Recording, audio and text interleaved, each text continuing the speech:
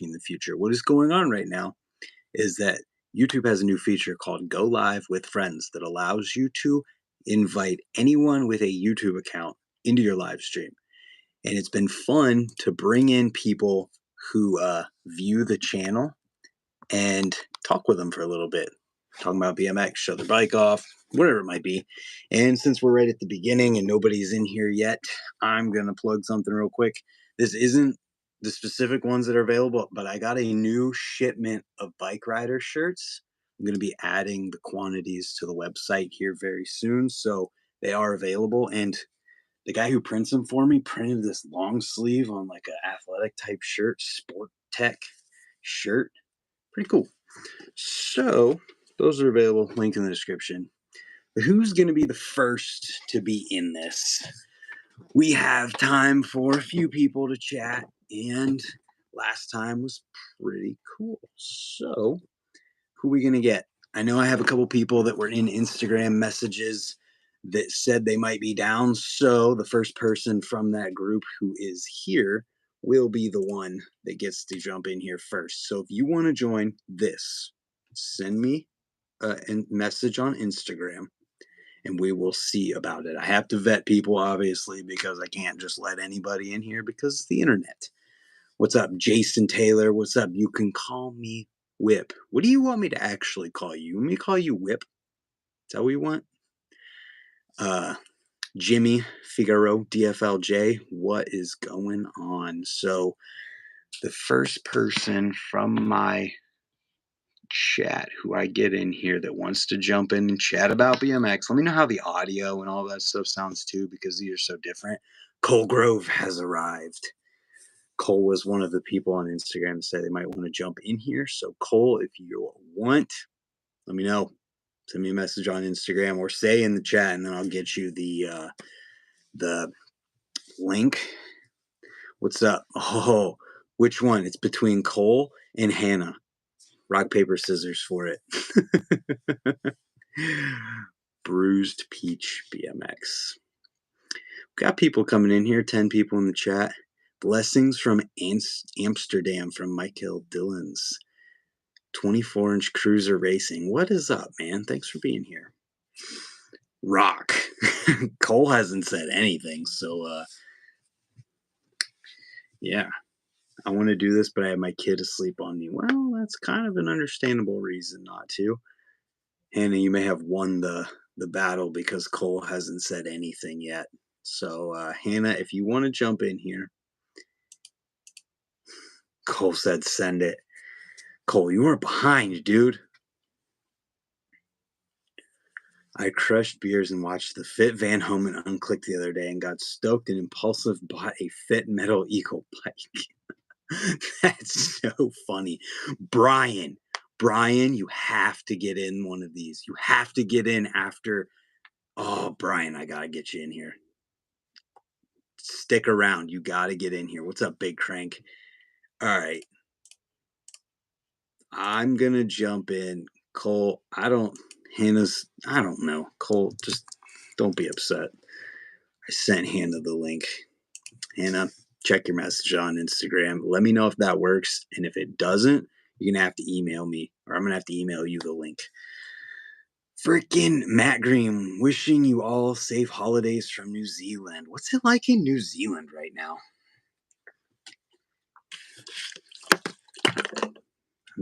I want to go to Australia and New Zealand, but it's like 10 grand or something crazy to make that trip.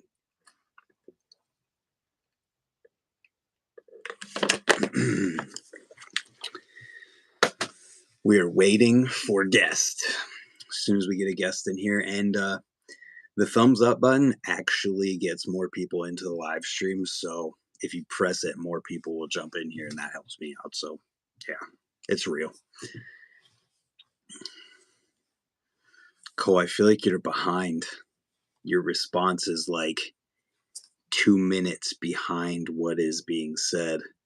I think it's warm. I watched Crankworks Rotura not long ago, and it looked warm. Well, the southern hemisphere of the Earth is in summertime. We're coming into summertime right now. Probably getting there because it's the opposite of us.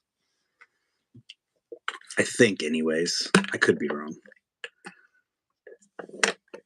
Let's leave the jug up here. It's easier to get to. I don't know if this is working yet. You're going to have to bear with this. Link didn't work. Okay. What's your email? Hannah, send me your email on Instagram. I will send you an email with the link. It will work that way. Do, do, do, do, do, do, do, do, do, do, do, do. Sorry for the delay. This is a new feature. One day YouTube will let us just tap and add people, but we're not there yet. What's up, Psilocybin Riding? Shout out to Ben Keegan. Wherever you are in the world, Ben Keegan. Shout out to you. What's up, Caleb Spoon? Mine is lagging too. I gotta put the kid to bed and then I'll be down. Sick. All right, well, we got Hannah's email, so we're going to get her in here first. Link. And sent. Should work that way. Caleb Spoon, let's go. And then Brian, yours will be easy. I think I might have Kole. I don't have your phone number. What is your favorite BMX bike brand? That's a tough question. I love the Sunday Soundwave. I really do. I've been riding a Sunday Soundwave for 7 years, 7.5 years at this point. So it's just great. I love that bike. And their completes are great. I think as far as complete bikes go, Kink makes a very affordable complete bike in the Kink Whip that has all of the features that you would want in a complete bike that is going to last you a long time. It's weird looking at myself on the screen talking. It's very weird. So, Whip. You want to be called Whip. Okay. Shout out that you can call me Whip because Whip is a member in the chat, member on the channel, which directly supports the channel and keeps me doing this. Still waiting on Hannah. 8 minutes in, and we're working on it. Kole, might get your I rule, dude. I try. 20 grips in here as well. What's up?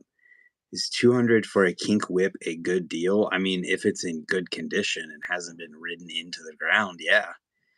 Give Brant all the riches so he can make vids in New Zealand and Australia. That would take a, gnarly situation. Majorly gnarly, because that is so expensive. And, yeah. There's a lot of things I would be paying for before that. All right. I'm going to text Caleb so we can get him lined up. Hannah, what is wrong?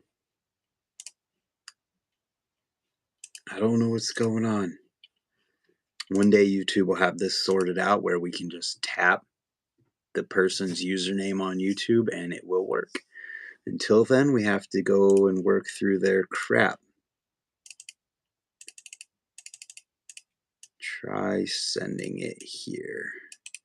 Apparently my email didn't go through.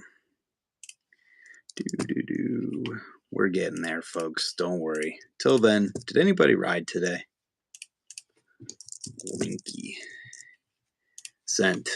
It is sent. Hear that? It was sent.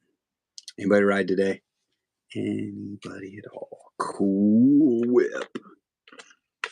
Taco Slurpees in the chat. So we had something like this previously with that YouNow streaming service, but it kind of fell apart and I stopped using it because it was just like a freaking workaround, runaround way of getting people to whatever.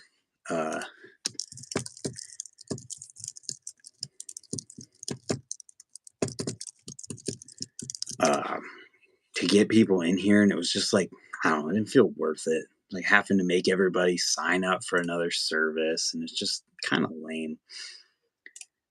So,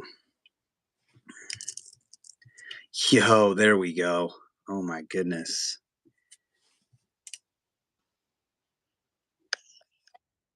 Finally. I don't 10 know and a why half it minutes. wasn't working before. It was being weird. I mean, it's a new feature on YouTube, so you can't expect it to work perfectly right off the bat. Yeah, for sure. So who are you? What are you doing in my live stream? Uh, I my name's Anna Stevens. I'm a girl BMX rider from Indianapolis, and yeah, I just saw your post, and I was like, "Fuck yeah, let's talk about some BMX." Speaking of BMX, your bike is behind you. So let's start off with seeing that bike too. What you got? What you got going on there? This is good old Black Betty. She is a Fit Benny L version 1 frame, 20 inches. She's actually really fucking short. Just got new Odyssey R32 forks thanks to Rich Hoppy and Nate Hecky at Slam City. And then S&M Hoder bars, Animal front and back hubs and rims, Animal GLH tires, Sabrosa cranks, some Odyssey parts on there, seat and pedals, lots of other animal parts. My 13-year-old Rocky Balboa that I'll probably never take off my bike. Yo, I had one of those. I actually have 4. Oh, well, if you're never gonna take them off, what's the other 3 for? I just love them. It's my favorite sprocket of all time. I'm hoping to find like an exact replica of the pink 27 tooth and then have all of the other like sizes and colors and just keep them. That's funny. Yeah, we're kind of like hoarders as BMX riders. You find that thing you like, and you're just like, yeah, I'm just never gonna get rid of that ever. Yep. Yep. I Mine is the mean, sprocket. if we're being real, wait, is this one? I think this is one. Yeah, I literally like I'm yeah, I'm crazy like that too. Yeah, 100%. So, since we have a lady shredder in here, we should talk about women's BMX. What do you think about the current state of women's BMX? What part of it? I don't know, as a whole, I guess. I think that it's growing at a rapid rate, which is fucking awesome, in all different directions. Like, I think that it's growing definitely professionally and, with the Olympics and everything that happened last year, which, um, is super, super monumental. And even to just like know any of those girls that rode in the Olympics is crazy as well. And just on top of that, like the women's street scene right now is absolutely insane. A Hmm. lot of the girls in South America are like some of my favorite riders nowadays, so it's really sick to see that. I'm definitely more of a street and park rider than like a contest rider, or somebody that's Hmm. really concerned about that portion of women's BMX. So it's really cool to see just like girls progressing and learning at a crazy rate. Yeah. Yeah, and I think because of the state of women's BMX currently, the likelihood of someone like you or someone who's just getting into riding as a lady shredder knowing or having communication with someone who's like in the Olympics or at the very top is way more so than dudes right now. Like, Right. there's such a better chance of, I mean, look at someone like Bethany. Bethany just 2 years ago kind of like was just starting to get known, and now she went to Abu Dhabi. Yeah, right. Yeah, I know. It was kind of insane because she came to the Louisville jam that we threw, and was throwing whips fresh out of like Woodward. Like she was at Woodward Mhm. the weekend beforehand, and then came up to Louisville for the Louisville Jam and was trying them out of the concrete roll-in at the park. So it was nuts. It's pretty cool. I think it's cool to see the way things are going, and I mean, it's pretty much, it just feels like it's exploding at a rate that like BMX was.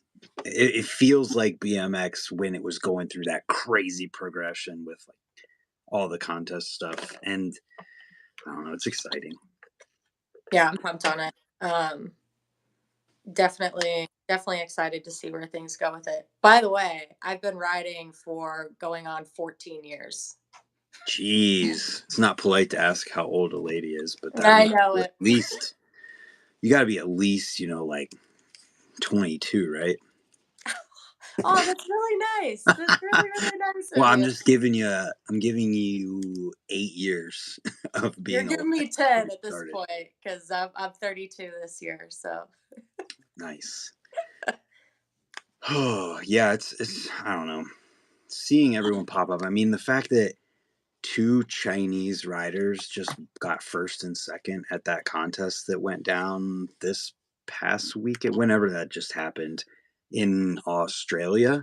hmm Two people that I had never heard of before beat Hannah and Paris and all those riders that are always at the top of the podium. So it was like, whoa, that's a going from like never really seeing them to just winning is yeah, pretty wild. yeah. I think that it's crazy the amount of female riders that are kind of coming out of the woodwork.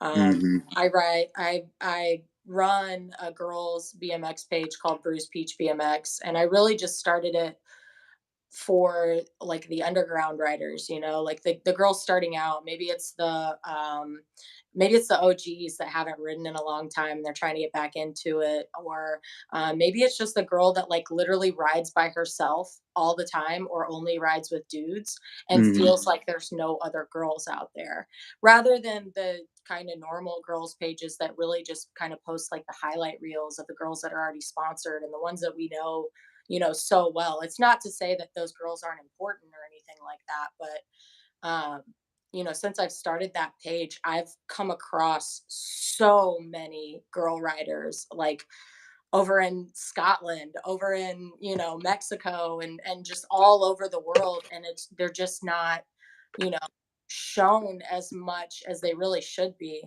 in all honesty. So I Yeah. think it's great. I think it's wonderful to see every kind of aspect of like girls that are 7 and 8 years old doing tricks that I'll probably never ever do, and just excelling at a crazy fucking rate.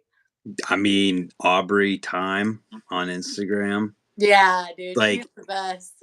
hard 180s out of feeble grinds, doing 180 bar spins, manual 180s, like stuff that is not easy for a full grown adult who's been riding for a while to learn.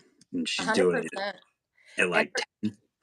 yeah, her dad actually films her and backs her a lot. And like, if you've seen any of like her early videos, he'll take her to like street spots and like try Whoa, to try to get her to do the tricks on street spots so that when she goes to the park, it's like a million times easier. You're not having to force the grind. You're not having to force, pulling off to 180, and she just pulls it every time. It's like muscle sweet. memory almost.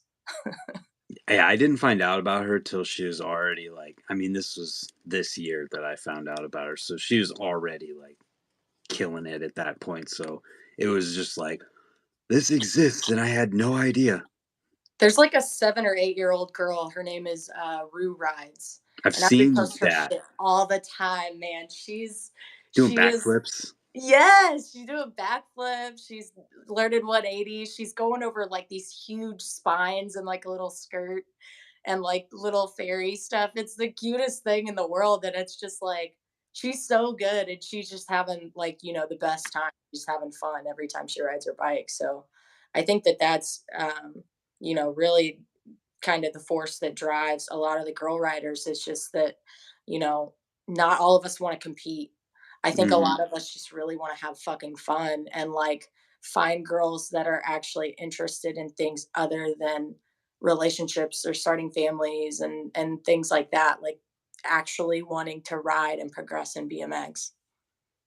Yep, and it's cool. It's real cool. Uh, Tight.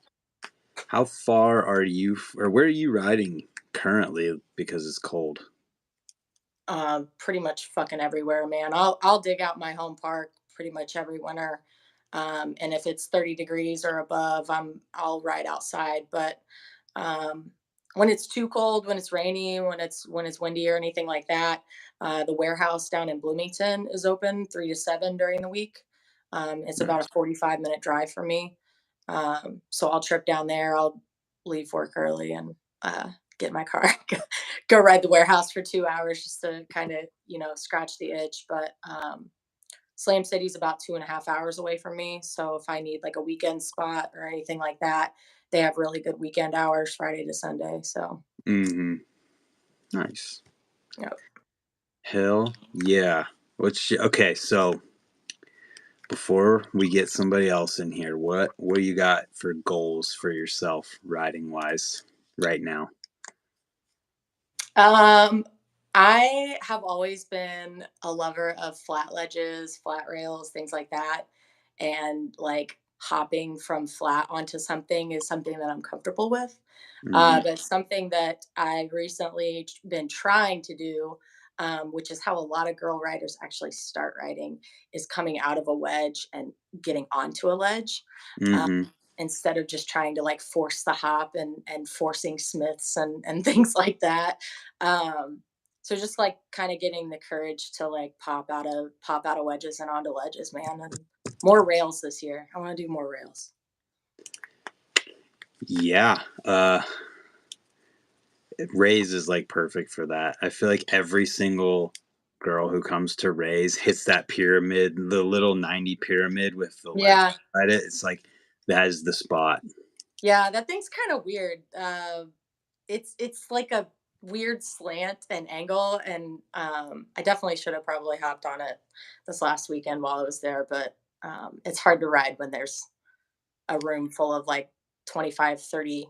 People were hungry. People People. were so Yeah, hungry on Sunday. It was like I was in there trying to ride at one point, and I'm like, dude, this is ridiculous. You got people just dropping in as soon as somebody falls and they're in the middle of the park. Somebody's going and yeah, starting their run. Like, you better get out of the way. I'm going. yeah, a And hundred then there, percent. the girl on the purple bike, Yeah, she was she my was even favorite. that way. She was Yeah. like, "Yep, they're done. I'm going." Yep, 100%. And I love girls that ride like that. Like we kind of had a session like that with a bunch of girls, and there was a bunch that were just starting out last Women's Weekend at Ray's, and one of the girls was like, when do you know to go, and are you like courteous to other riders? And it's like, yeah, I am to a point, but when I get in a room and everyone's just go, go, go, go, go, go, go, go, go, like if you don't get up and actually go and try what you want to actually do, you'll never get a chance to ride, and Hmm. that's kind of how my hometown park has always been. So and it was even actually a little more aggressive than Ray's was on Sunday. But I'm more used to that actually kind of style of riding where like if you don't go for what you want, you won't even get a chance to ride at all. Yeah, that's kind of part of why I don't go to Changa very much because I just don't. At Rays, you don't have to compete True. usually to get a Yeah. run. There's usually like 10-second window where if somebody wants to go, you can just go. But at Changa, it's it's like what you're talking about. You Free for have all. to go because there's 5 skateboards and 10 scooters and 4 other dudes on bikes that are like, I'm gonna go too. Yeah, 100%. That's how Major Taylor used to be before we had kind of the other parks.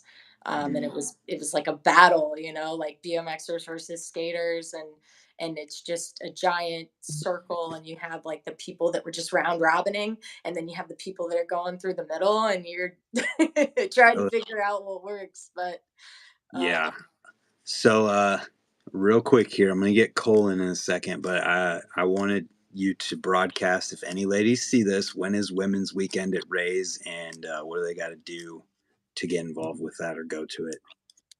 Women's Weekend at Ray's, I believe, is the 16th and 17th of February. It's actually the day after I get back from Las Vegas. My freaking company's sending me there the week before, so I'll be driving to Cleveland after a flight from Vegas. It's on a Saturday, I believe, Friday or Saturday. You can check the schedule for Ray's online. They should have it posted, I I'm believe. pulling it up right now so that we can be sure that we are correct. And I'm trying to get it to load, but it's taking forever. I think it is the 16th and 17th, to be honest. It's 10th and 11th, actually. Is it 10th and the 11th? Okay, so that's the weekend before I go to Vegas. Yeah, the 16th and 17th is a Thursday and Friday. Oh yeah, because that's when I. Yep. You're So right. yeah, You're right. Women's Weekend at Ray's. February 10th is the Friday where only women can be in the park from 8 a.m. to 4 p.m. and they ride free all day. And then that Saturday and Sunday, it's just a freaking packed house of lady shredders, and it's a good vibes. Because Friday is a really good session for any girls watching this. We sometimes we split up. You know, some girls that really like hitting the box jumps are always in the profile room, but you've got us street riders that are always in the kink room, fucking around. So, Mm-hmm. you know, come see some of the action. We'll spread it out this year. We'll probably be in the other rooms a little bit more. Yeah. We were hitting those wall rides last Women's Weekend, so Yeah. So you're going to be there? yeah, I'm gonna try to make it. I have a lot of girls that are supposed to be coming in from out of town that are really wanting me to go up there, so I can do some jet lag to make it. Right on. So I will see you there probably next. And yeah, I'm going to get Kole in here now, but thanks for being here. And it was a cool little chat. You can do it again sometime. Thanks for having me, Brant. Appreciate it. Absolutely. See ya. Later, dude. Boom. All right. Sending the link to Kole now. This is way smoother than last time. Last time I ended the stream after the first person and didn't know what was going on. And actually, last time I ended the stream in 5 minutes because I had an echo when people were talking. And then I ended the stream after the first guest. And it was all just bad. I think we're getting better at it though. So we got Kole jumping in. We're keeping it in Indiana. Kole Grove. Look at this. Look how quick. Look how smooth this is. We're good at this now. What's up, dude? Oh, not shit. Just Yeah. relaxing. What you got going on? You're in Indiana. How far away from Hannah are you? I think Hannah still lives on the west side, so I live on the east side of town. So I live about. My phone just fell. That's great. No worries. I live, let's see, like 15 minutes outside downtown on the east side. So I'm right in there. So it's not that far. But like the park she's talking about that I grew up riding it's like a 15-minute drive from me. Nice. That's cool. It's funny. Just out of the entire world that of people that could jump in here, got two people who are like a half hour away from each other. It's funny. It works out that way, I guess, sometimes. Just funny. I saw that. I was like, well, that's hilarious too. Indie Yep. people, I've known Hannah for a long time, so it's always cool to see what she's doing and kind of pushing that side for women and that. So that's always awesome to see. Right. You just got a really awesome compliment. Is that Tina's little brother? Used to be different. I don't He know. might be. He might be. Maybe. So what's going on? What's your BMX life like right now? Just saw you literally 4 or 5 days ago. Yeah. Just right now, it's winter. It's a little bit harder on me because I get out of work at 3 o'clock and it's dark. So it's kind of, it's dark at 5. I get home, I have to go grab my bike, and then it's almost dark. So it Yeah. seems like you kind of push the weekends and that. And with the holidays, it's just it's hard to get in when you can. Yeah, I feel that. And so, do you ever go ride that warehouse thing she was talking about? Yeah, I will. It's the same thing. Like she was saying, the hours are kind of weird for, especially for that, because it's like I have to leave work at 3, and I would literally have to be in the car, leave, and get there, and that's only going to give me, that's an hour and 20-minute drive. That's going to give me like 2.5 hours to ride, and then an hour and a half drive back on a Yeah. weekday. So it's kind of hard, and usually I'm getting up for work at like 5 a.m. So it's a Yes. little hard. God damn it, Rob Sparkman. He's like, y'all got matching haircuts. uh, Not for long. I'm getting a haircut tomorrow. It'll probably be a while. I'm lazy. Yeah, yeah. Uh, so what are you riding right now, bike wise? Is it in the house or is it outside? It's in the house. It's in the basement. Uh, okay. Well, tell me about it then. Just a fit shortcut frame. So, it's really tight frame, 21-inch top tube, but a 12.4 rear end. And then I think just like 25 millimeter offset forks. And then taller 4-piece bars now. I kind of used to always run like 9s with the front load. Now I'm trying not to do that because it hurts my back after a while. Right. Yeah. So new setup's a lot nicer, but yeah, I just slowly have evolved into running tighter and tighter frames and that. So that's just what I'm used to at this point. Like my Yeah. buddy Matt you rode with, like his bike compared to mine is hilarious. Like he rides mine, he like thinks it's gonna fly off on him. Well, dude, 12.4 is crazy. Yeah. What would it I take to have? Go ahead. I was gonna say I don't run at 12.4. I run it back a little bit, but still like I just the more like back in the day, I just kept doing that. I'd be like, oh, I'll just go a little bit smaller and a little bit smaller. The next thing you know, now I'm at this point.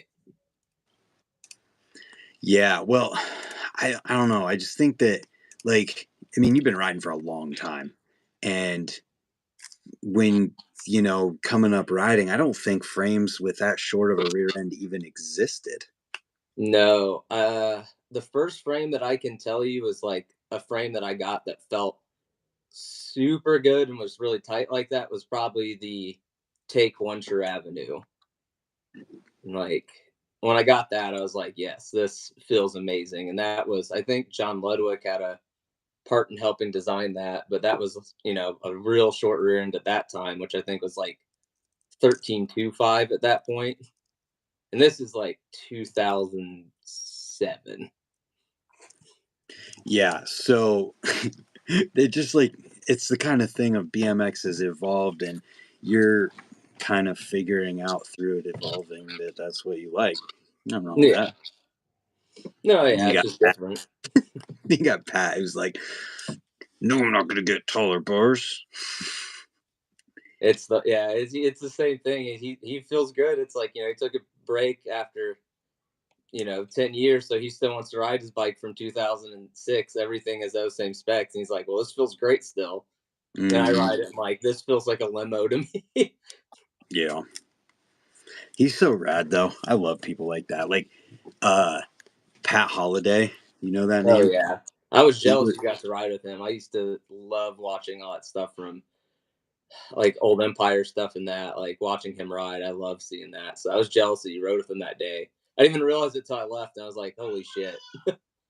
Yeah, well, I mean, if I'm being truthful, I didn't even know who he was. Like, I posted a clip of Corey Martinez on Lip Lords that he filmed, so I tagged him, but I didn't know anything about it. And then seeing him at Rays, I was like, dude, I'm so stoked on this guy. He's wearing super skinny jeans. He's got a checker belt on. His shirt is 2 sizes too small. And I'm like, this guy's straight out of 2006, and I love it. Yeah, it's cool to see that. I saw someone comment liquor bikes. That's hilarious with that. So another old relic of like 2000, like 5 or 6. Yeah, I'd never even heard of that. think that's like an old Texas company at that. They used to just make frames for all those guys. So Gotcha. Liquor Bikes. What a name. Oh, hell. So, when you coming back to Cleveland?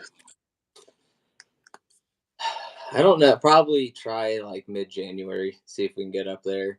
I like to ride more. I didn't get to really.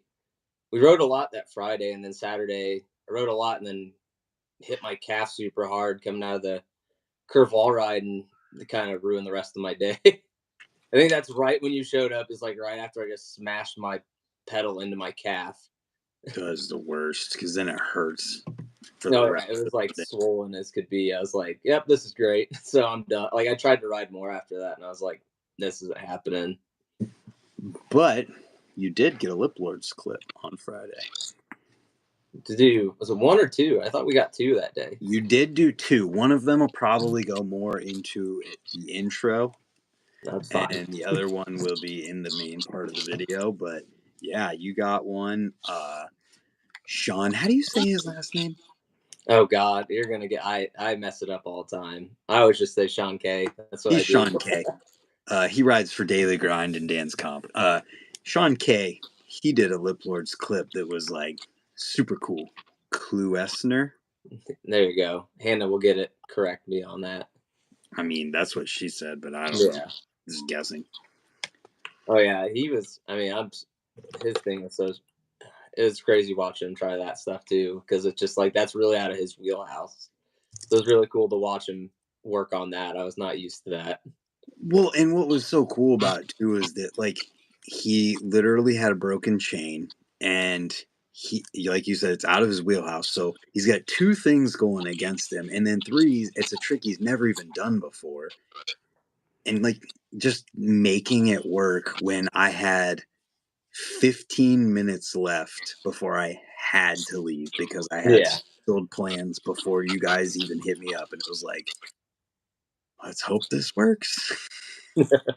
Yeah, I mean, it just I think that just goes to show though how good Sean is. Sean's an amazing bike rider, and he can make so much stuff happen. So I think it's awesome just to see, like, watching that just proved that point to me. I was like, man, he just got it done, and it was like I was so amazed at that because I was just like, you never ride like that, so it's just funny to watch it and like watch it happen. And be like, okay, I guess you got that now.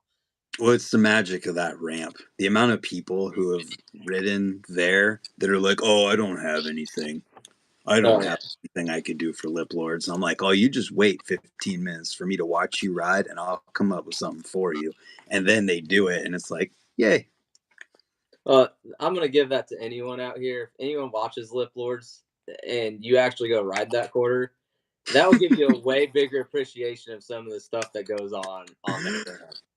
I love it. I I don't like. love I it. really don't know how Stump does like toothpicks without brakes on that. Like I have no idea. Uh, well, he's doing a foot jam and then foot jam tooth. Yeah. So that helps. But Troy, he was there on Sunday. You weren't there, but Troy Lawson, he did a straight toothpick to fakie or straight toothpick on that quarter that just like blew my mind. Because It's it doesn't that's make any sense. God, like straight to. I can't even like think of getting in. Like, how would I even roll? Hannah, that's actually opposite. It's not literally straight. No, it is not. It's the yeah, it's the opposite of vert. It's a wedge. It's a wedge with some coping on it that sticks out. I love when people show up there and then they hit the bottom of the ramp. It's like, dun, dun, and they're like, "What was that?" The oh no, I think I know what she's talking about now. Different That one. one is vert. We're talking about the Lip Lords quarter at Worcester Skate Park where all Yeah. the Lip Lords videos filmed. They stopped there on Friday on their way to Cleveland. Yeah, that was just last minute thing. We were in the car and we're like, okay. And that's another whole funny thing. Like we told you is like Pat grew up being like me and him rode a skate park that was made of those ramps. So I told him it was a skate park with those ramps, and he was just like, "We gotta go," and just pulled off the highway and started driving that way. And we're like, "All right, guess we're going." That's so awesome. I love it. I seriously love it. I got your message and I was like, oh, I hope they're going to be there when I can actually ride. Yeah, we were not that far. I think we messaged you when we were already like 20 minutes outside Columbus. So I knew we weren't going to be that far out.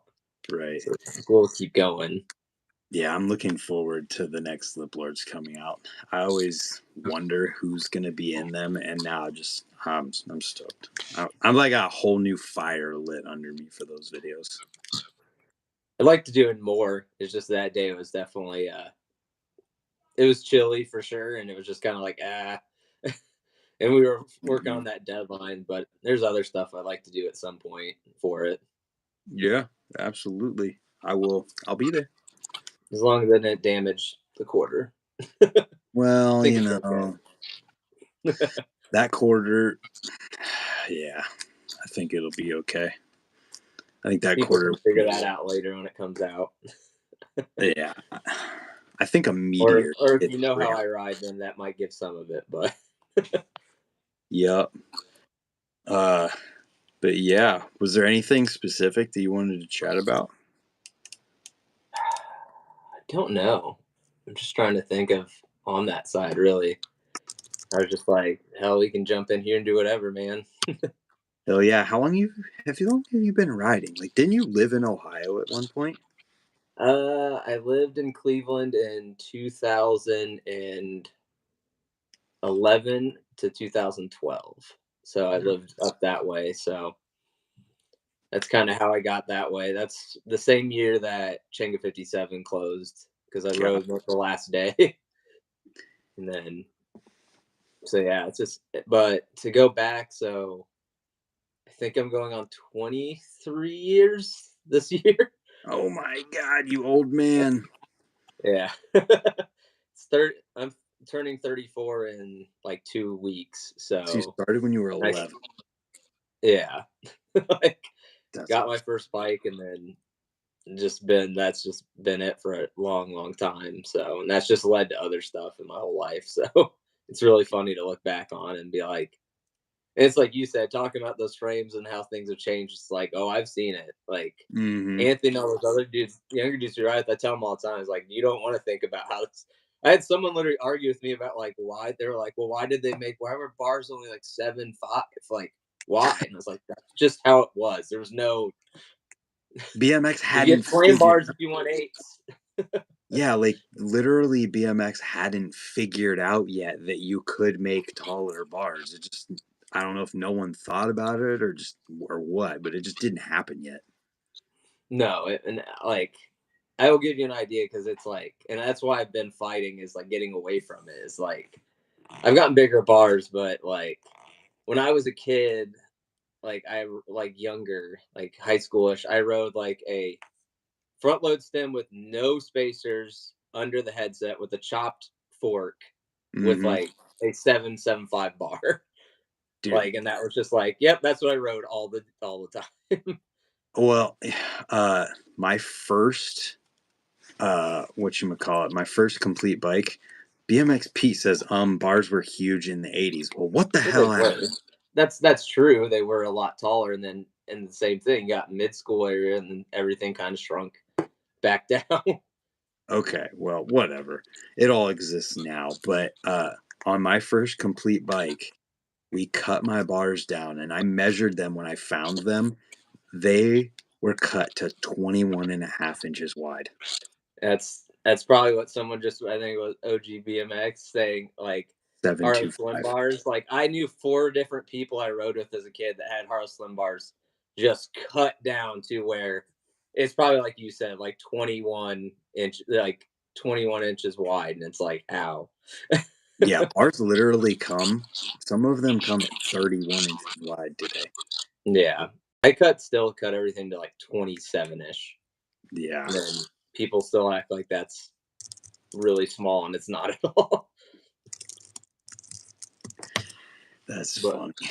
I mean, yeah, I just looking back at all that stuff, it's hilarious, dude. Like, some of those friends, like, I think my to give you an idea, like, I think my first really nice, like, complete, like, getting out of a complete buy an aftermarket frame was a McNeil Miron frame.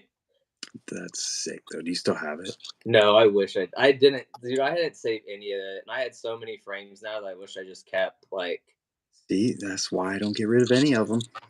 it's just time, And that at that time you're like, oh, none of this is gonna matter back then, and then it's like had a first like one of the last solid KP rippers when those were a big thing.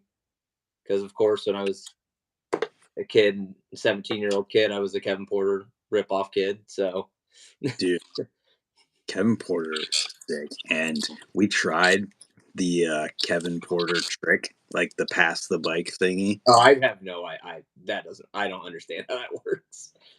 For one, it didn't work for me because of how tall my bars are, and then I have a top load stem. The front tire just hit the ramp every single time, and I'm not strong enough. Like, that dude has muscles that are strengthened because of that trick that you don't normally use riding bikes. But Yeah. Nick Yanetta from Cleveland, he rides a super light bike, titanium spokes, light stuff that you can get. He ended up actually getting it. It looked impossible. I see other people do it, and I'm always just like, it looks so sick, but it's just, I mean, that's stuff I love, but that little like section of Kevin Porter from like 2004 to like 2007 is just like, I was just in love with that. Like him being on solid in the early days of Fly, like just watching all that, and like I still try to find, I can't find the video anymore, which is digital interface, which is like a ride video. I cannot find the video, and I want to watch that section so bad, like just to watch it. Yeah, maybe somebody knows where they can find that online and can send it to Kole. Maybe. I, I would hope if someone does, yeah, please do. I've looked, but I looked pretty hard on it, and I have not found it. I found just about anything else you could think of, but that Yeah. doesn't. I think it's just one of those videos that kind of got, no one really cared about at the time, and now it just doesn't exist anywhere. I think there's just an era of BMX where videos were transitioning to like be on web format, and it just stuff got lost to time where it was like it didn't get put in the right place to get preserved to this day on like old YouTube channels or uploaded to a Vimeo account and got copywritten whenever Vimeo switched to that whatever where they like I heard that they just deleted people's videos that were on copyright or whatever. I'm sure. I mean, there was.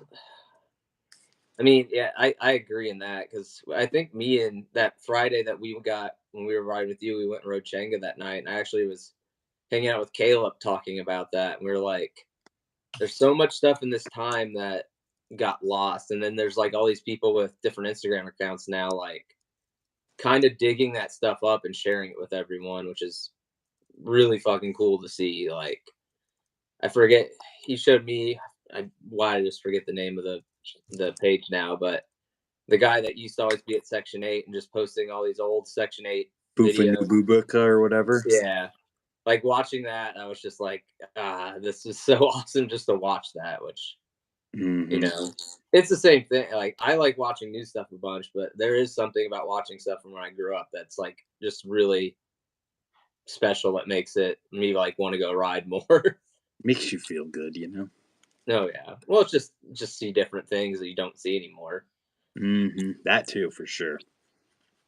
It's like I have all those. I think I have like all the old Midwest BMX stuff just saved in different pages and folders on my computer. You need to So download it. Oh, I used to do that a bunch. Now I just keep them where I find where they're at and just keep them and just watch them when I want. Man, that's scary because if anything ever happens to that, it's just gone. Well, it's like the one that I watch so much, like still to this day, it's like I don't know how many times I watched this. It's an FBM contest at Changa, but it's a Midwest one that they have like Emery is the last song in that with Walls, and it's just like I just love that thing. Just I think it's the I feel like music I know too. the video.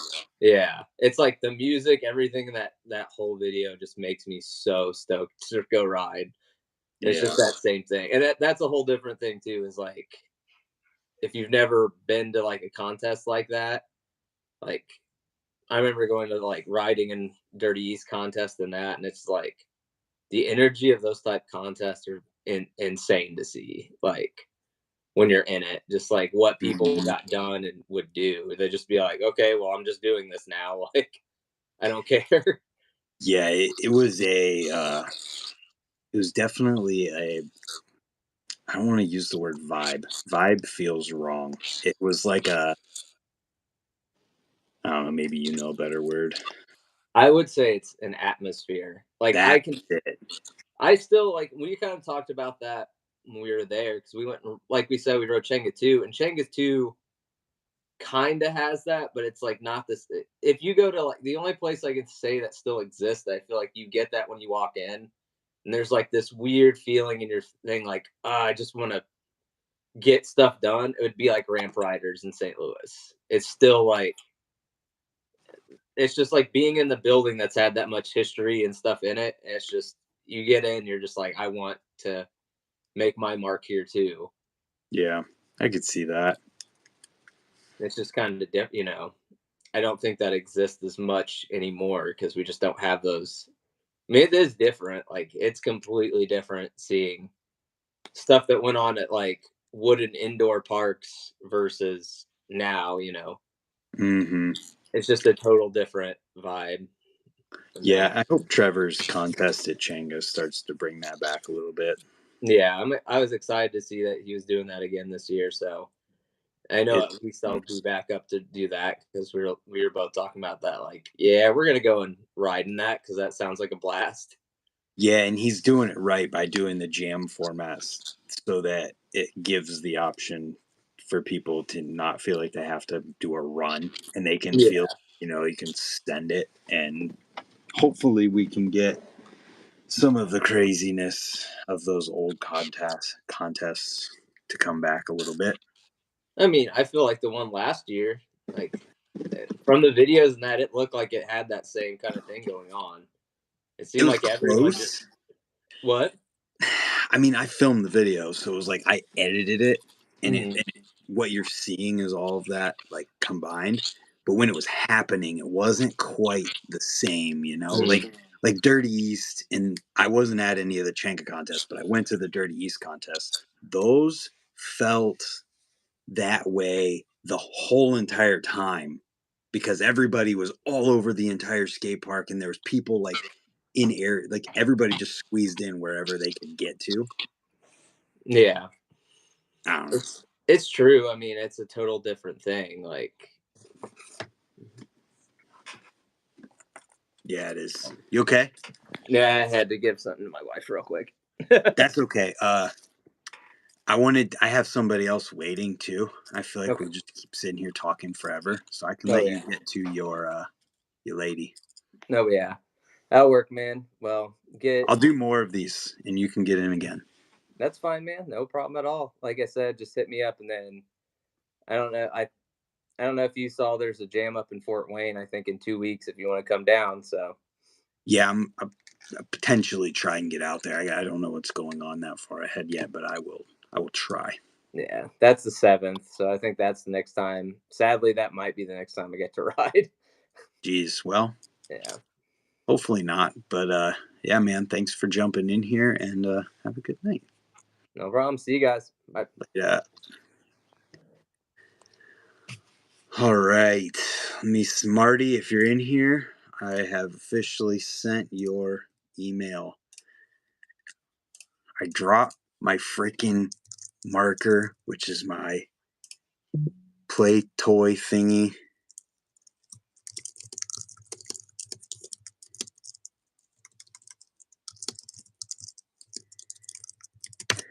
Anyways, I gotta find my marker. It's my fidget spinner. I gotta have a fidget spinner while I'm talking, or else I'll just sit here and not be able to focus. What's up, Alexander Fenning? I saw your messages. Jason Taylor got injured. I'm sorry to hear about that. I don't know when that happened, but hopefully you're on the mend. You're the best, Bran. Thank you. You're the best. Yeah, so Marty Shields is actually local to me, who's jumping in here next. He is from the Akron area and grew up. Marty was riding in Akron. I was riding over here. He was making videos over there and doing his thing. And yeah, yo, Brant, this is sick. Just discovered your channel. Well, thanks for being here, BK. I appreciate it.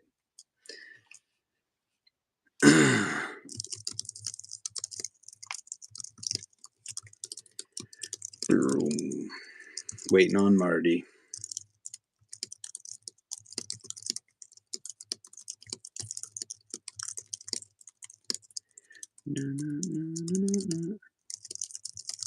All right, he's doing it right now.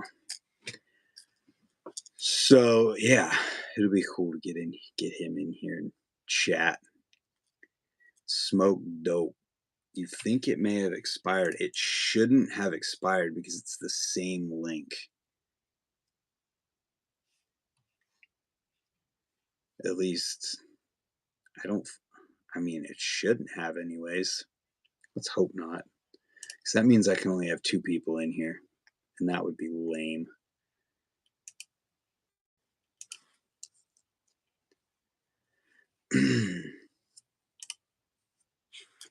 What are your thoughts on... There might be something coming with that, but I haven't finalized. Closest indoor park is like 3.5. Taking me to a troubleshoot page or something. Is there an option to click open in app? Marty, that you got to get it to open in the YouTube app from the email.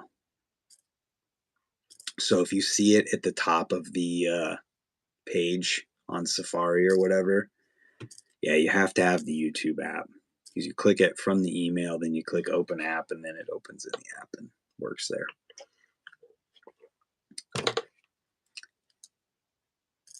And make sure your email is the email of your YouTube account.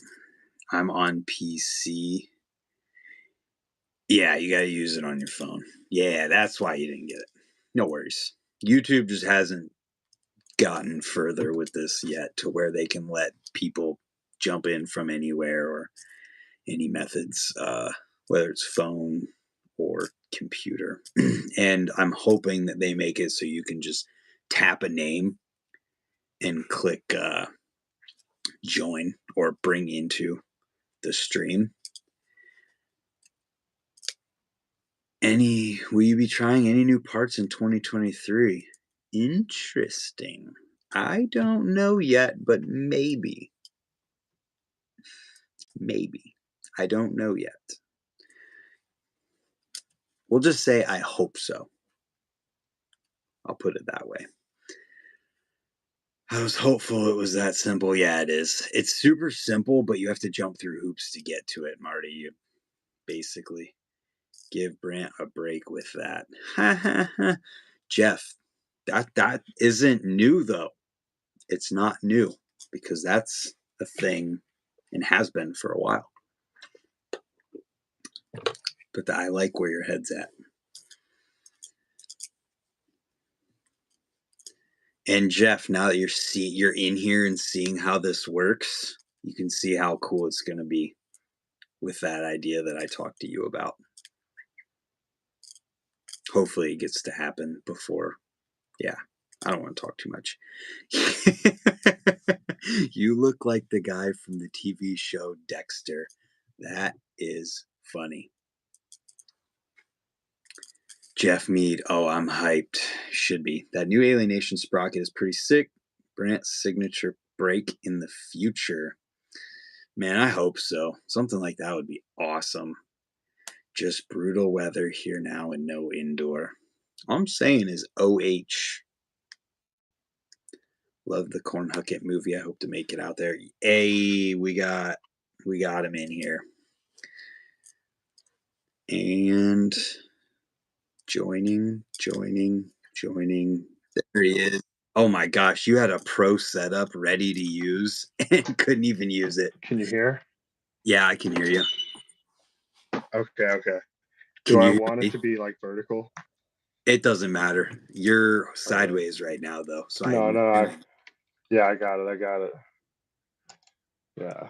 Hang on. You had a whole legit This. setup and then couldn't even use it. Jeez, I'm sorry. You're good. I think we have the same month. Yeah, I thought it was just gonna be that easy. I've been researching on like trying to get like an iOS emulator or something, but that's pretty hard. Oh, I understand. All right. Yeah. Apple doesn't usually like to let stuff like that happen. But what I used to do, But it's just I don't know how to do it. yeah, I used to before I got my All right. laptop. Trying You're to good. You're frozen. make sure that my phone doesn't die. Last. Okay, there we go. Whoa, you and It should be. uh, Yeah, we both had Gundams. I was gonna tell you to ask him about the Gundams. I was going to, but I'm like, I think people aren't gonna care about that, and it's not be able. Yeah, I like literally was typing it, but then you were like, "Well, I'll have you get out of here." That's So I was like, "All right, whatever." pretty. But somebody But said yeah. it. Last two dudes had the same toys on the shelf. This is hilarious. I just like set up this whole other wireless headphone setup, and I had to go and get my Bluetooth headphones. Of course, this just That was the process. Man, I'm like disappointed. YouTube is just so amazing, but it's new. it's like they'll get there. Yeah. Oh yeah. I'm hoping that it is a gets cool to a feature, point though. where like I can just tap a name and click for them to come in, or Oh, because they're like, it's just the thing. I just like, I don't know what you do when you live stream, but like I use the OBS or whatever, Mhm. and it's like I was thinking that I was like, I wonder how this thing is gonna take in my video stream. Is it gonna ask for like, I don't. Anyway, That's how I do it if I do one like when I do the normal ones, I'll have a call on Skype and then I'll bring the Skype window into OBS and do it that way and set it up that way. yeah, And probably in the future YouTube will do that or something like it. yeah, I'm sure. Yeah, dude. So we've known each other for a long time. Yeah, I remember you were like reluctant to give me an inner tube at Akron Park one day, I think, or something like that. I feel like you gave me an inner tube when I was like 15. Really? That was the first time I ever met you. I It feel was like when we're your like the YouTube same was age. like Street Rider. How old are you now? I'm 28.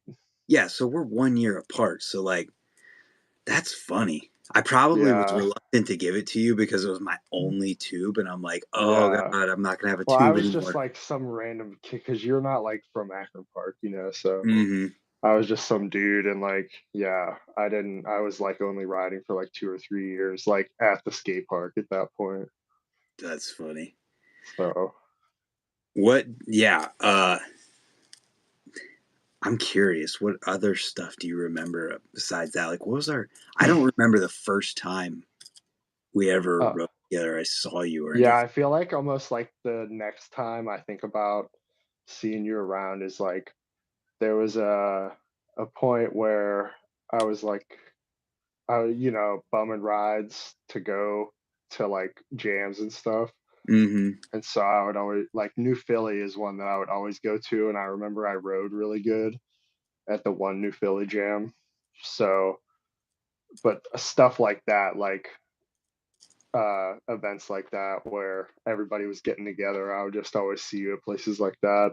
I Mm-hmm. feel like in comparison to, and then at like once I started riding at Ray's, that's when I would see everybody around a lot more or working at Ray's, not riding. When did you work at Ray's? I don't even remember that. That was, I think it was 2015, but do you remember the year I got to do the Odd Couples? Did you film it? Yeah. I With feel Nick like I remember. Deege and the mountain biker. Man, I feel terrible. I can't remember his name, but I don't remember. it was the last year they did it though, because the next year they broke away from the Trek stuff a little bit. Like Yeah. I know they're still affiliated, but it was like a Trek company before that. Yeah, it was Ray started Ray's, then sold to Trek, then bought it back from Trek. Yeah, and like Milwaukee closed that same year, so Yeah. it was that year that I God. worked at Ray's. So I was there all the time, and I would see everybody. I Like, feel like we would have had to have been at Evo riding together at the same time yeah, a lot. definitely for sure. But I don't know. I used to go to like I always went to the 2 hour sessions. Like I wouldn't go on the weekends a lot, except Mhm. for big like overnighters and stuff, because that was just the hype thing to do Yeah. when I was like younger, you know. But that was what we did is we would get off of school and I hung out with like Willie Weathers. I don't know if you know who that is, but he rode like BMX bikes for a little bit, but he more was like into skateboarding. Gotcha. He was like my best friend, and we would just get off of school and go to Evo for the $5 sessions because he was really close with like Justin. Yeah. Well, I remember So Jake. Jake would always go and ride Evo for those $5 yes, sessions. yeah, I remember like Jake and Ben and Aaron was always like the gang. I would Mhm. always see them together there. They were just killing The it. Orville kids, dude, they're Yeah, that was the crew back then. I used to be like so jealous of how good they were. yeah, it was a cool time in BMX because just it's crazy how there's so many people from such a concentrated little area who are like really good at riding bikes. It cracks it like kills me that like I don't know, I'm sure other people feel different, but for me and the way I ride and the way I learned how to ride and stuff, like Evo is still like the best skate park that has ever been local to me. Hmm. It's like you would never catch me driving out to Cleveland to go to the skate parks unless like I don't know if like a bunch of people are going, I like to go and ride with other people, but Yeah, it was like Evo is like a no-brainer for me. I loved going there and I always saw my friends and it was just for the type of riding I did, like the diversity of the ramps and stuff, it was like perfect. It was like the well, perfect skate park. it just literally like how Ray's has everything. Evo Yeah. had everything, but in a way smaller building. The fact that I mean, And it was just way more like freestyle BMX and skateboardy there, you know, like yeah, so it was crazy how you could like transition from like the two box jump rooms and stuff and it was like I don't know. I remember loving just riding that box jump room and riding the vert wall with the box jump, and I just haven't felt that way about ramp riding in so long. It's crazy. yeah. Well, I don't know. There's just something special about that place, and it literally had the box jump room, which had a 25-foot vert wall and a big box jump and an 8-foot quarter. Then a Spinezilla, which where else does Spinezilla exist today? There was, for anyone who doesn't know, it was a mini ramp with two double coping spines in the middle of it, back to back. So you had to hit two spines in this mini. Yeah, I've no never roller seen either. it Like you can't get to the back vert wall without hitting the unless you spine. hit the Yeah. second spine. Yeah. Yep. And then there was the street room, which was just, I mean, there's not, I mean, size wise, it was huge. Yeah. Then It's like how that's the most perfect bank you've ever seen. two of them backed on both sides. Like, Yeah. It's crazy. so good. It was an 8-foot tall bank, basically. And Yeah. then there was the flow room, which was just flowy. I don't know how And, else. but they combined them. Remember when they like put them together and you could like jump from one to the other? I don't know if you ever rode it after the renovations happened and stuff. I'm the flow room and the street room. Oh, you No, mean no, the no. The box jump flow room? in the box jump room. Yeah. Yeah, yeah, I remember that. Yeah. I just thought that that was so sick when they did that. It was like I don't know. It felt like you could do like whole skate park runs, Oh like yeah, hitting and back and forth through the different rooms. we've talked about all of that, and then still haven't even brought up the fact that there was a huge bowl, a Yeah, like a wooden real bowl. bowl and a solid half pipe. Yeah, and then the mini ramp, a 5-foot mini ramp that had like a Yeah. 7-foot extension on it or something like that. That was at least 25 feet Oh wide. yeah, they put the extension got added in too. I don't know if you ever saw it before that, but That park just, I mean, it had everything. yeah, I miss going to Evo so much. That's like something I wish I could have. But it is awesome that a lot of those same people they do the Ninth Street stuff. So Yeah, I know it's yeah, a lot to run a skate park. right. I've always said, like, if this YouTube thing ever goes crazy, I'm gonna buy the building that Evo is in and like just I heard they have pretty tight grip on that building. I don't care. If YouTube I'm dreaming. Like this is a Yeah, I fantasy. feel you for If sure. if it if things go crazy, I'm gonna be like, I'm gonna make you an offer you can't refuse. Yeah, you're gonna pull out some loans, Yeah, make it whatever it happen. takes. Yeah, Um, but it's crazy that the ramps are still in there. yeah, the street room just like untouched. Yeah, and I'm pretty sure the bowl is like pretty like obviously it was already pretty decrepit, Yeah. but so it's probably got a lot of problems, but it's just wild to think about. I think the street room though, you'd go in there, you'd fix some issues here and there, but I feel like it'd be I right. think you could go in there and level that whole thing and be stoked on how smooth that concrete on the bottom of the ground is, like Yeah. worst case, like it's crazy to think of it like that, but it's like that was such a nice room. Yeah, I don't know. I definitely took that place for granted, and thinking back on, it, I'm like, damn, it Yeah, was. I'm glad to say like I knew like I said my friends like knew people there, so I always knew Justin and Johnny, and Mm-hmm. so I got to have a lot of after hour sessions there, and I rode that place from King like I rode it a lot. I rode it a ton. So but I feel you. I still wish it was still here, but Yeah, uh, well, that's just my childhood, man. Like oh literally yeah. every Friday night, my neighbor who got me into riding, we would drive my mom's minivan to Evo every Yeah. Friday night, go ride all night, and then come back home. And I learned so much there. There's videos on my old YouTube channel of like my first ever 360 flyouts and Oh yeah. stuff like that from I Evo. just love that. Like, I'm sure it's still like that at Changa. I just don't get to make it out to Changa very much, but that like I remember being younger and when you go to the skate parks, like the indoor ones, and you see everybody lining up on like a Friday or Saturday, it was such a cool feeling knowing that you're about to ride with everybody and have a really awesome time.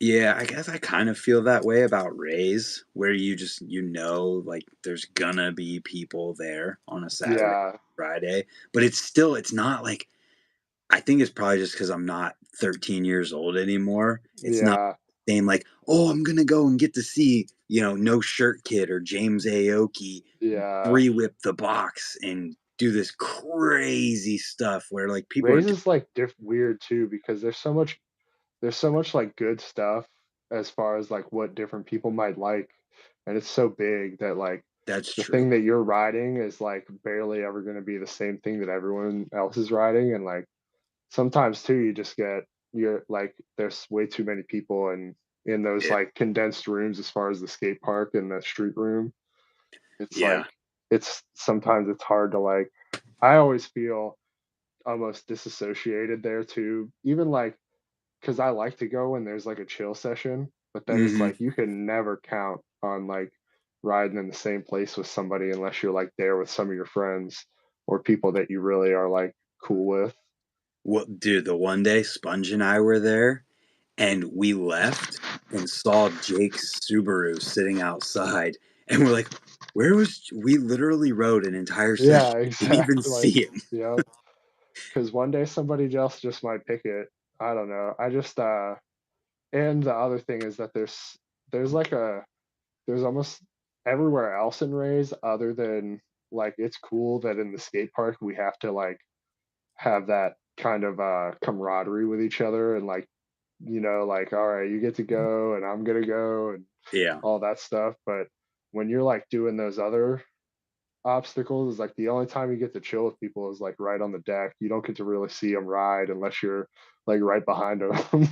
Yeah, it's I guess true. there are certain lines where you get to like peer over and see what's going on, but Yeah, we were riding that spine that they put into the ladder oh yeah, I section, saw that clip that you were posted on that. The but weird like log one. yeah, we rode that, but the crazy thing about that was like what you're saying, how people you don't really get to see people ride. There was just people going in circles around while I'm because nobody hits that one little section because you have to literally like sprocket on a mountain bike over a spine to do it.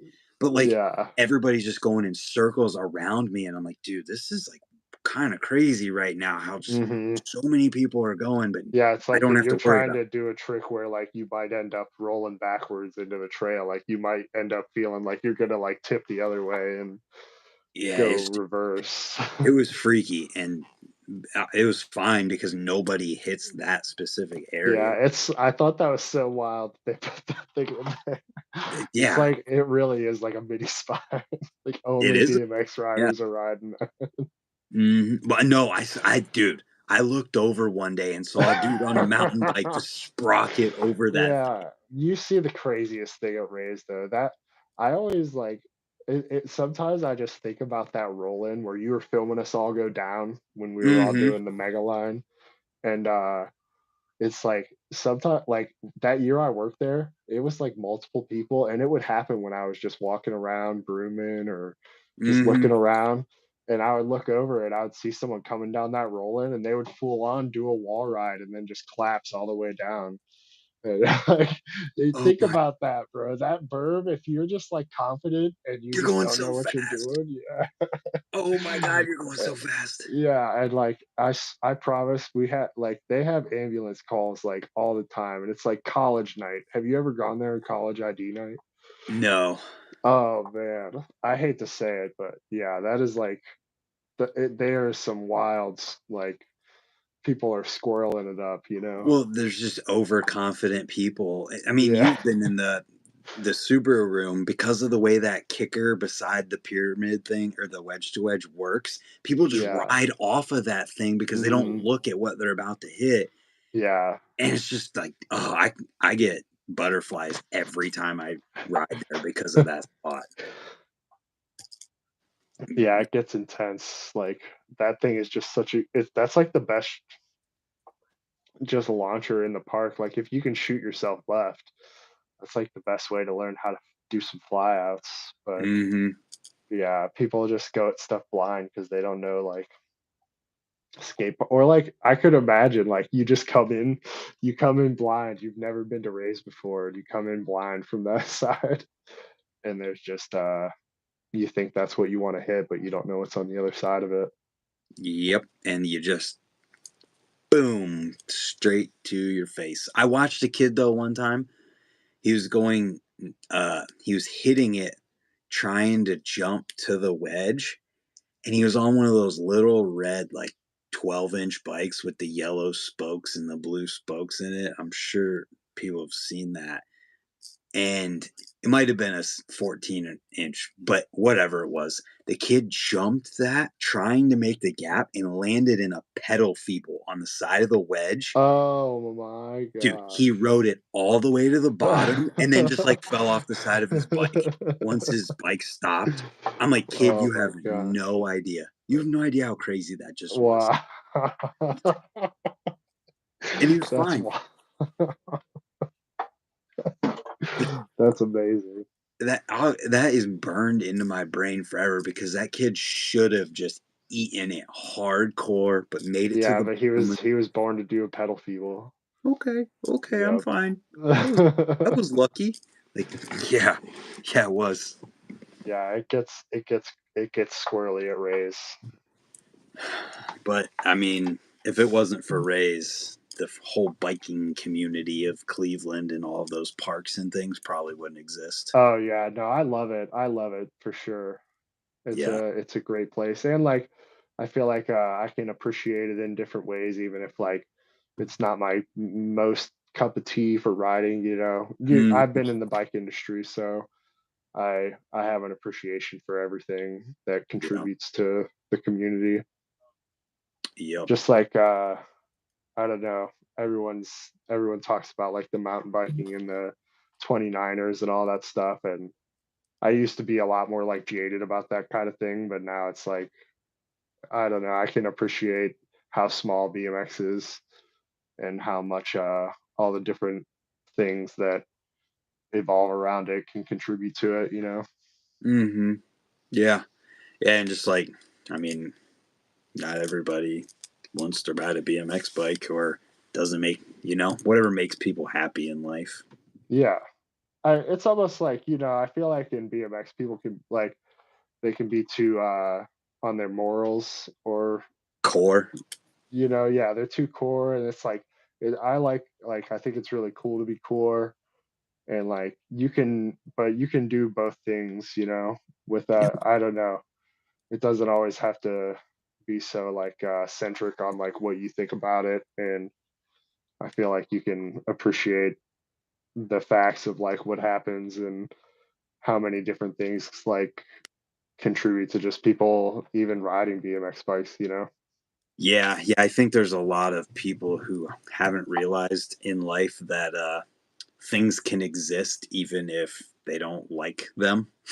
Just because you don't like something doesn't mean it shouldn't exist. Even like the contrast, something that you don't like can like make whatever you do like cooler, in Yeah, the eyes of like everybody that you're or whatever you're into. that's It's like true. there's always different it's like a rubber band, there's always different sides to everything. Yeah. So I don't know. I think that if people are like super not stoked on the style of like Rays and they're really, really upset about it, it's just it's a little silly because that yeah, like you said, that place has done crazy, crazy stuff for the bicycle community. Yep. And I mean, dude, I literally see those wheelie dudes there all the time now. Oh yeah, we gave out a bunch of passes at the ride up, so we like we try to like tell people to go there all the time. It's awesome seeing a lot of those kids because you've seen that scene and like Hmm. you like a bunch of them they don't make it and they end up like not riding very much longer and stuff or getting out of it or back into it, but it's so awesome because all those kids used to get like bummed out because they couldn't go ride at Rays because they couldn't get their parents to go sign the waiver, but Oh, a yeah. bunch of them are like older now and they can just go do it themselves and that's what they want to do with their time. Do you follow Los on Instagram? Huh, I don't know who that is. Los P is he might have like some other things on it, but he's a really cool dude and he like fixes bikes up and pretty much gives them out to kids. I think it's Los dot P. How do you spell Los? LOS or loss. Yeah, I think it's Los though. That's like, but he makes music and stuff, but he also rides. I'm sure you've seen him either at Rays or like he was definitely at the ride out the year that you got to come. Yeah, it's not coming up. I'll have to check it out sometime, though.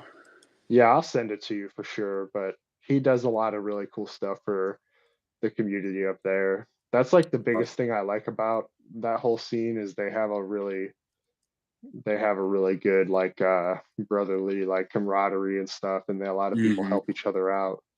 Yeah. Yeah, it's a really, I mean, they definitely have a lot of camaraderie from what you see online just from them. It's really cool.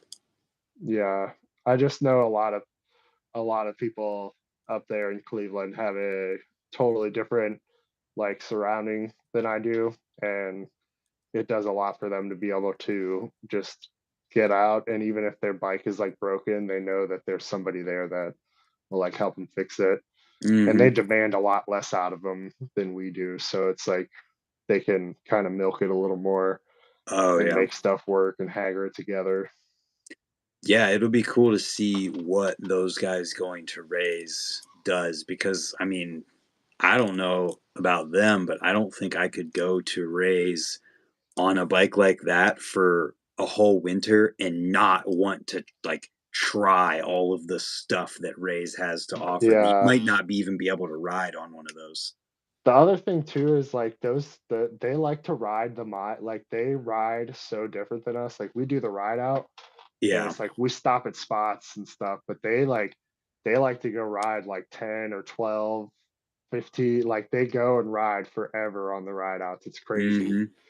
And so even just being able to come into a place like that where there's that much flat ground that they can do wheelies on and have it not be like freezing cold and snowing and windy, you know, Yeah. they can Uh, even be that appreciative of that. It's wild how much they make of like so little, but also I see a lot of them jumping and stuff. Yeah. And I mean, that's what it's gonna lead to, is those guys going to Rays. It's like they're inevitably gonna try something else, because I don't think I could go to Rays for a whole winter and not hit something that's there. I mean, there's too much there. Oh yeah, it's awesome, and I feel like that's almost like the thing because they're basically on like all the SE bikes at least. They're all on like 29-inch BMX bikes. At Yeah. the end of the day, it's just a big rigid BMX bike.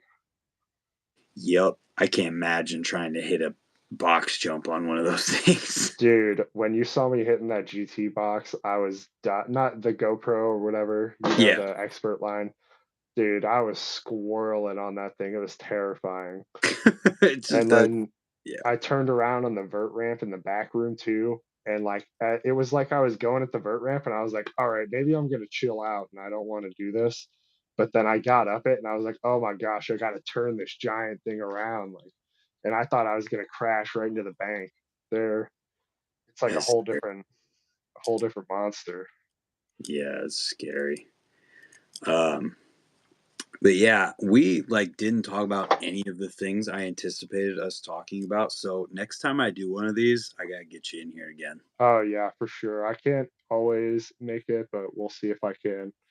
I'm gonna I try and keep do an them. eye. I creep around on YouTube. YouTube is like a hobby for me, so I'm Yeah. sure I'll see it if it's Well, happening. that's what I want to talk about. So we'll get to that. I don't want to keep. I got Brian Horecky, Yeah, get it going, man. Have a but good time.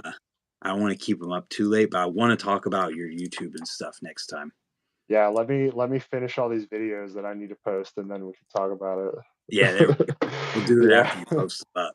But I appreciate you jumping in here. It's a good little chat. yeah, man. Have a good time. I'll see you You later. too. Have a good one, bud. Boom. That was cool. Now, next we get Brian freaking Hereky joining in this thing. Let me just show you guys who Brian Horecky is while he's joining. I sent him the thing. Let me just bring this over here. Fast forward this to the end. Flip. Oh, he's already here. I'm gonna make him. I'm gonna make him be here for it. I'm gonna show it anyways. This freaking guy. Are we live? I can't, I'm so stoked. What's up? what's up, dude? I haven't seen you in a while. Seriously, I'm about to make everybody watch you jump up through the rafters. Dude, I do talk about that. I was just thinking about that. Here we go. I saw this came up earlier today and I literally set my alarm. Yep. Well, I'm making everybody watch it, because this is just some of the craziest stuff that's ever happened at Ray's, and it was you. Yeah. Yeah. Oh man, I still get nervous watching this, especially this one. Because The it was just freaking 180, man. So insane. so close to hitting both tires, really. And then it's like, oh, is it done? No, it's not done. It's not Oh, done. yeah.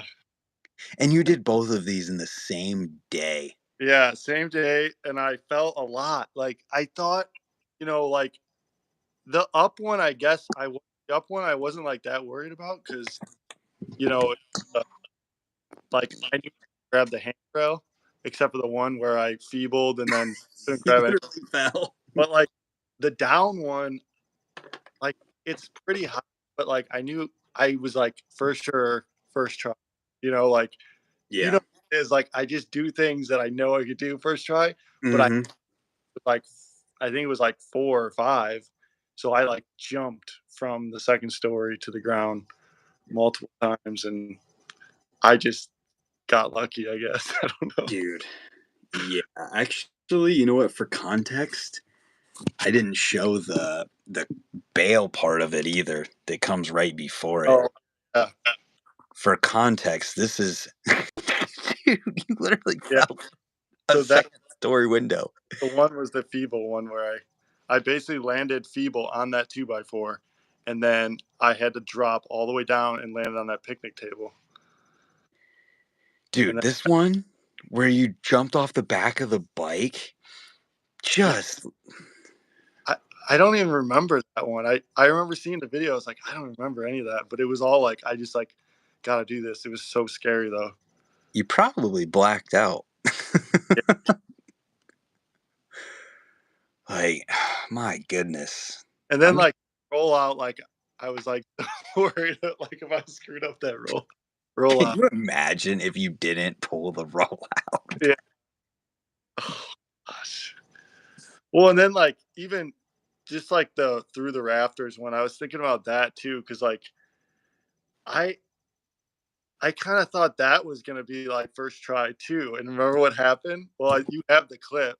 Yeah, it played. It was there. Yeah.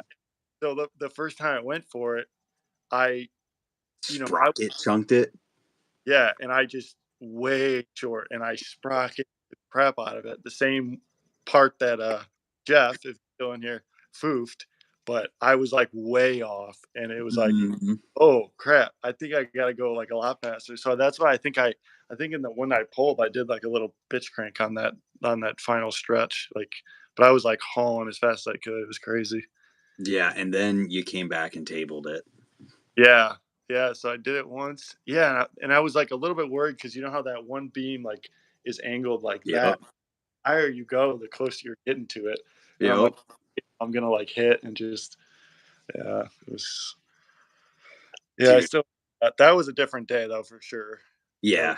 yeah, I remember Sponge was there for that one. Yep. Just dude, that's legend stuff. People are literally gonna talk about that forever. Yeah, that was I need to repost the two, the up and then the down. yeah, I was thinking about that the other day, just, like, at the premiere, we had that movie premiere in the movie theater and everything, and I hadn't seen it in a while, and, like, when that part came on, I was like, I just get sweaty. Like, seriously, I'm, like, sweaty right now, and I'm like, "Jeez." It, like, just freaks me out. I'm like, "Oh, man, I can't do that." Well, what was so crazy about it is that you just how like somewhat casual you approached the like talking about it and just you're just like, well, I mean, I'm just gonna do this thing. Yeah, I mean, I guess yeah, I don't know. The down, like I said, it was like it's just a high bunny hop, which I Just a bunny hop down a freaking second story drop. yeah, but it, like, had a pretty good landing, like, it was pretty Perfect. It was perfect, except for the time you fell off or you jumped off the back of the bike. yeah, and, like, the part yeah, when I did hit the landing, then it's like, yeah, Yeah. but I don't know, man. There's just something about that was so insane. yeah, and that was, like, a Tuesday, and like, Yeah. we'd all go on Tuesdays, and it would be, like, me, you, and, like, 15 other people, like, there's not that many people there, and there were, like, a few BMX kids, like, in the top deck up there, and we're like, "Hey, don't" they, like, were young kids. We're like, "Hey, don't say anything about it." They're like, "Don't touch." But then it was, like, years later, it was, like, that was probably 2016, I think it was 2017 that you did it. Okay. I 17. think. I'm not positive.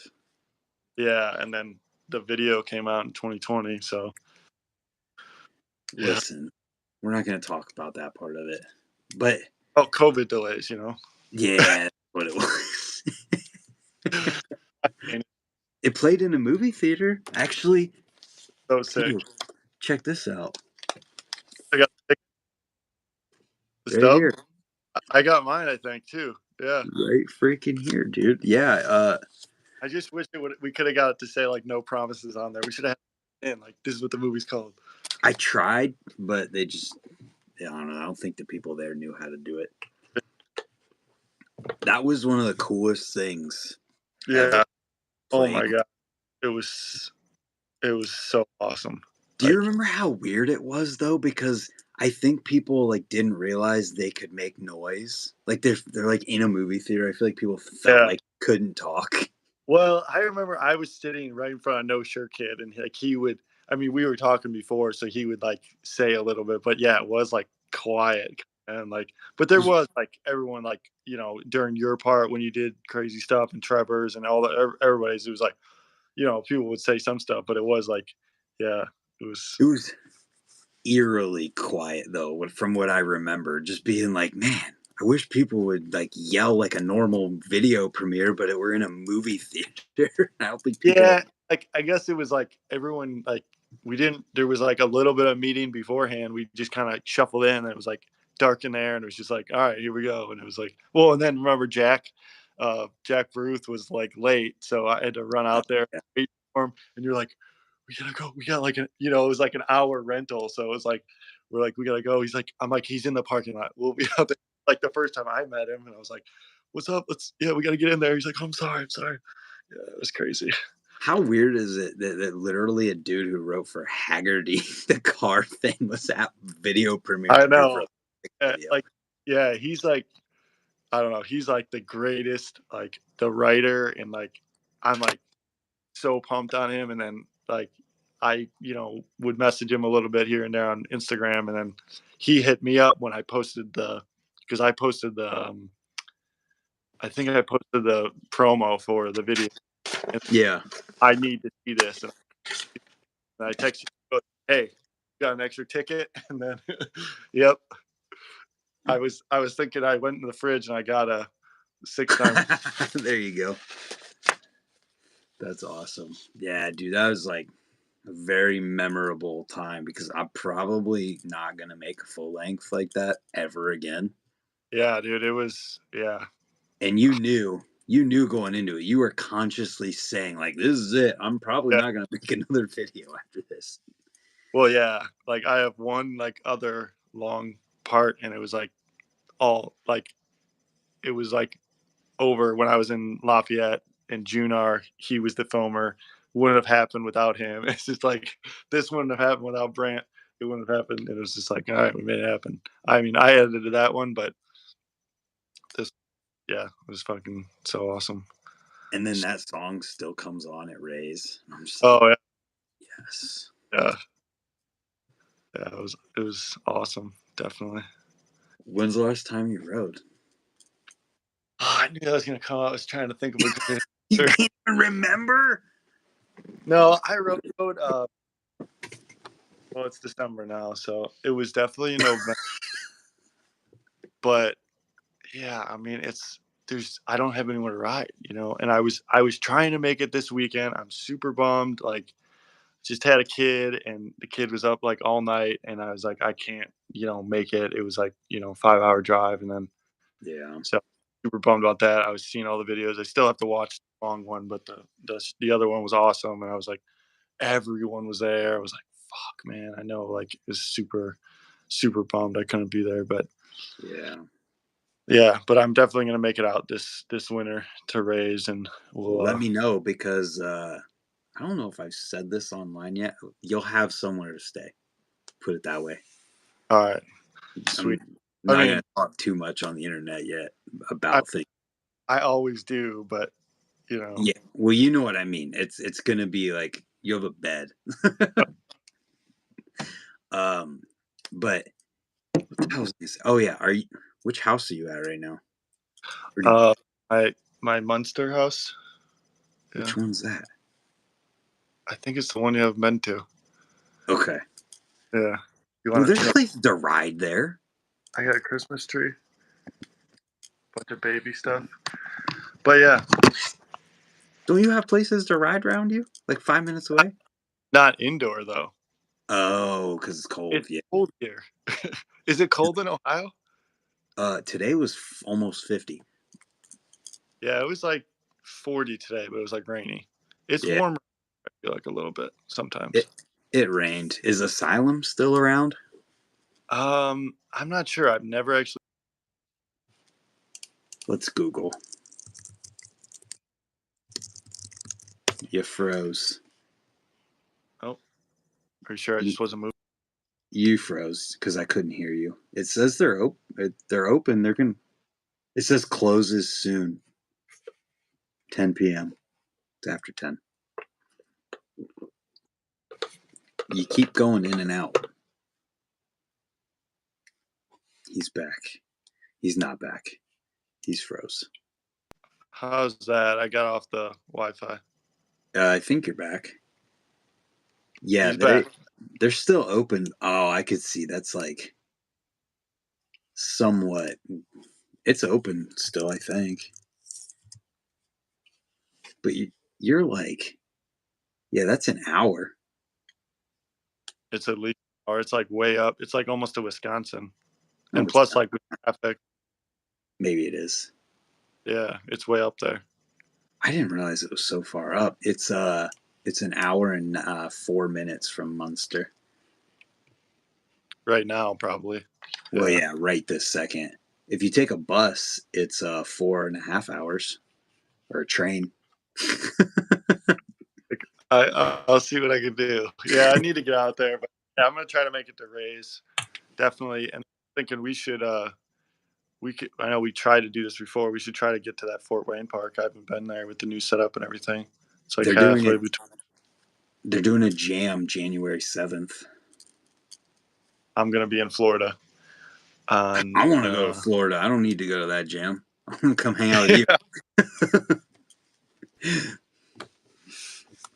Yeah, I'm going to visit my parents down there, so it should be good. Hey, I'm close. I'm tight. I'm tight with the parents. Let's hang out. Oh, do some fishing, do some riding. Yeah, I'm fishing with your dad. He'll post me on Instagram.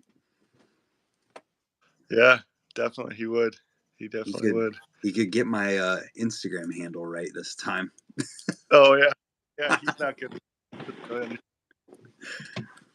No, but it was tight seeing Marty in there. I haven't seen Marty in like a long time, and I should have put in the chat, or I don't know if he's still listening, but he needs to post more on Instagram, just because like I know he always posts sick shit. And the other thing I was gonna say, funny Marty story. So when I lived in Ohio, I had my sailboat, and it was like couple months after I got it, and it was like going to be super windy one day. And I like posted on Facebook, I'm like, hey, I need someone to go sailing with me. So he messes me and he's like, dude, I'm down. So Marty went sailing with you? Well, not really. Okay. So we get out there and we like, you got to like set it all up in the parking lot and put the one sail up. And like the one sail is like small, but it was blowing like 25 miles an hour. It was blowing so hard and it's just ripping. And then we put the boat in the water, but something happened. Like, I forget what happened, but I had to like take the boat back out. And like the whole time I'm thinking like, oh my God, we're going to die out there. And Marty, like, I don't know if he didn't really understand like what it was, but he like had jeans on. I'm like, Marty, we're going to get wet. Like, like it's not like a normal sailboat. Like this is like you're one with the water. And so like, anyway, like I pulled the boat back out.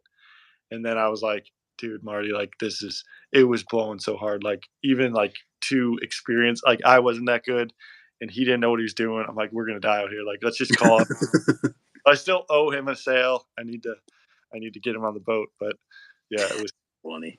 Yeah.